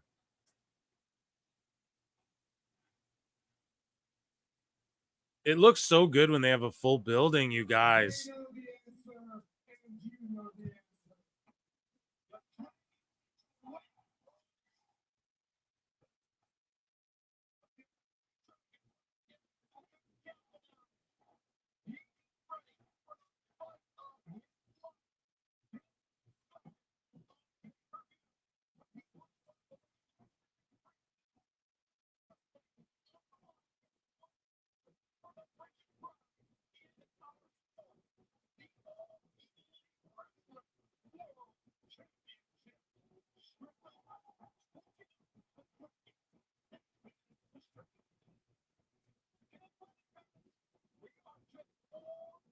So what'd you guys think? I'm here, by the way. I'm just fucking listening to Excalibur hype up the thing. What'd you guys think? Dynamite, yay, nay. Did you enjoy it? Yeah, I hope you guys enjoyed it. I think Modern Family's on or something. Wake up. Yeah, you guys. I'm just guys, yeah. Thank you so much for hanging out with me tonight, guys. I gotta get out of here and get some goddamn rest. I'm sure you can tell. I'm you know, and I appreciate you all for being here. This was a fun time, 2.5 hours. Typically I go a little longer, but yeah, I just gotta take care of this and that. I appreciate you all for being here. I'm gonna give you all a round of applause. Hold on here's awful. Did we get spoiled? Where the fuck has this guy been? Did we where have you been, bro? Did we get spoilers from the IWC pundits? I didn't see any. Yeah, I didn't see any spoilers, thank fuck. And I enjoyed a lot of things about that show, but overall I was like, man, but that ending was really fire. And that MJF Osprey shit was good, but of course it's just all WWE shit. Where's the stopwatch marks, awful? Where's the stopwatch marks tonight? They're fucking timing the promos tonight or what? But yeah, no, and guys, yeah, I'll get better. I'll let you guys know. I'm doing, just before we get out of here, I'm gonna be doing live shows probably for like all these PLEs coming up. I'm gonna try and do them all in for sure, WWE and AEW. But if I can do the TNA ones and shit too, let's do it, Daddy. I'll be doing it. So speaking of doing it, I appreciate you all so much. I know I've told you that 1,000 times. YouTube.com/@ProWrestleTimes, YouTube.com/@ProWrestleClips. If you guys have not subscribed yet, please do that. We have surpassed 4,200 and 1,200 on each channel, respectively. And you guys are the best. We're on the road to 5,000. We'll get there before we know it. Patreon's about to get lit too in the coming time. But yeah, I just got to rest up, heal up, and I can't wait to talk to you guys Saturday night. And I like the way you move. I guess that's how we're getting down. And yeah, I don't know. I would have did an all-in run over thing, but I did that with Chris Connor on last call. And no, we didn't just well, we did argue a bit, but trust me, go over there, listen to it. Maybe he'll piss you off a bit, but Chris still loves doing the show. I love when he comes on, man. I like that he triggers everyone. But anyways, guys, yeah, thanks for tapping in. I guess we'll just we'll do this. I appreciate you all so much. And yeah, until next time, just take it easy, drink lots of water, kiss your loved ones, and I'll see you guys Saturday. And oh yeah, next week podcast Marie Shadows, Duke Loves Wrestling as well. Keep an eye out for that. I look and see it's not just me. Jeff, why do you insist on doing this dumb internet shit on TV? I look and see it's not just me. This place is a fucking joke, man. You're a clown. I quit. So many of us have stood where I stand. We are the young, so raise your hand. So many of us have stood where I stand. We are the young, so raise your hand. They call us problem child. We spend our lives on trial. We walk an endless mile. We are the youth gone wild. We stand and we won't fall. We're one and one for all. The writing's on the wall. We are the youth gone wild. No. It doesn't make logical sense, but it makes. Well, yes, of course. But it makes wrestling booking sense. Of course, this makes no sense. Of course, okay, it makes no sense. However, in pro wrestling booking, which often makes no sense, you would do that. It's about making money. It's not about anything else. Wrestling's always been about making money first and foremost. That's it. Yes, I look and see it's not just me. Last weekend was the greatest weekend in AEW history. This is the greatest week. I look and see it's not just me. Security, my safety, my life was in danger at a wrestling show. So many of us have stood where I stand. We are the young, so raise your hand. So many of us have stood where I stand. We are the young, so raise your hand. They call us problem child. We spend our lives on trial. We walk and we smile. We are the youth gone wild. We stand, we won't fall. We're 1-1 for all. Nobody's on the wall. We are the youth gone wild. We call us problem child. We spend our nights on trial. We walk and we smile. We are the youth gone wild. We stand, we won't fall. We're 1-1 for all. Nobody's on the wall. We are the youth gone wild. Get wild! Yeah! If you're familiar with how we do things often here on these Wednesdays, it's a lot like one of my favorite movies, Time Cop. What? Fuck you. Fuck you. Yeah! So, hairline. I have Paul London imitating Aubrey Edwards. You want to watch that video? You want to watch that? It sounds funny. Like, I don't know. Those words strung together sound hilarious to me. So, let's get into this and see if it'll pop us or something. I popped us already. We're already popped. Okay, so here on X, formerly known as Twitter, still known as Twitter to many, we have Paul London imitating Aubrey Edwards. And he's here with James here. I don't know who that is. Renee Dupree, shout him out. And Ace Darling. That's a fucking throwback. Ace Darling. I think he did dark matches for like ECW and WWF back in the day, but never really made it. But shout out all you guys. Shout out Paul London. Here is Paul London imitating Aubrey Edwards. Shout out Cafe du Renee Dupree. Yeah, she was like, "You don't recognize me, do you?" Right. Or something like that. She's like, "I'm only one of the most famous referees in professional wrestling." And he was like, "Oh, I don't really watch WWF anymore. Like, I haven't watched it a long time." She's like, "WWE? Please." I'm a referee for AEW. It's the newest shit. If you don't know it, then you need to go check it out. Oh no! Oh no! Oh no! And oh no! And then he was just like, yeah. She was like, oh my god! London just bodied her, bro. My word. Oh god! Quick little fucking Paul London story. Like fucking, at one of the gathering of the Juggalos, he tagged with Brian Kendrick, and during their entrance, they both smoked a joint to themselves. They both had a joint. You know what I'm saying? And they smoked those daddies all the way down during their entrance. Let me tell you, bro.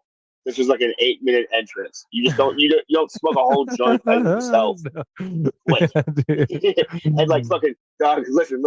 London starts climbing up one of the rafters, and it's like he gets halfway up and just sits there, like Jericho doing the cans. He's up there just smoking the joint and whatnot. Yeah, Paul London's good shit, bro.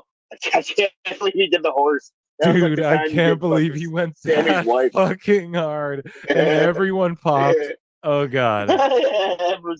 Again, I don't watch Cafe du Renee, but I watch when like they interviewed Rob Van Dam and certain people. Like I'll pop on, but I don't really actually know what they think of AEW in general. But it's hilarious. He just went that fucking. Well, most of all, Paul London ain't looking for a fucking job. You know, we confirmed.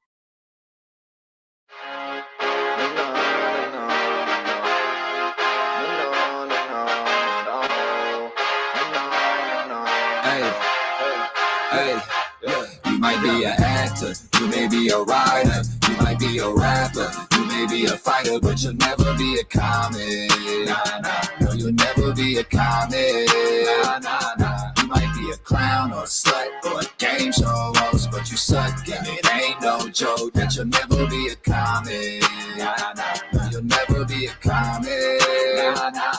Never be a comic. That's probably why Shot quit. Only took a decade for him to realize he dog shit. Worse than Lauren Compton. She gave us an option to stare at saggy titties while you listen to a bombing. While I'm on the topic, talking about them thought sluts, freak hoes.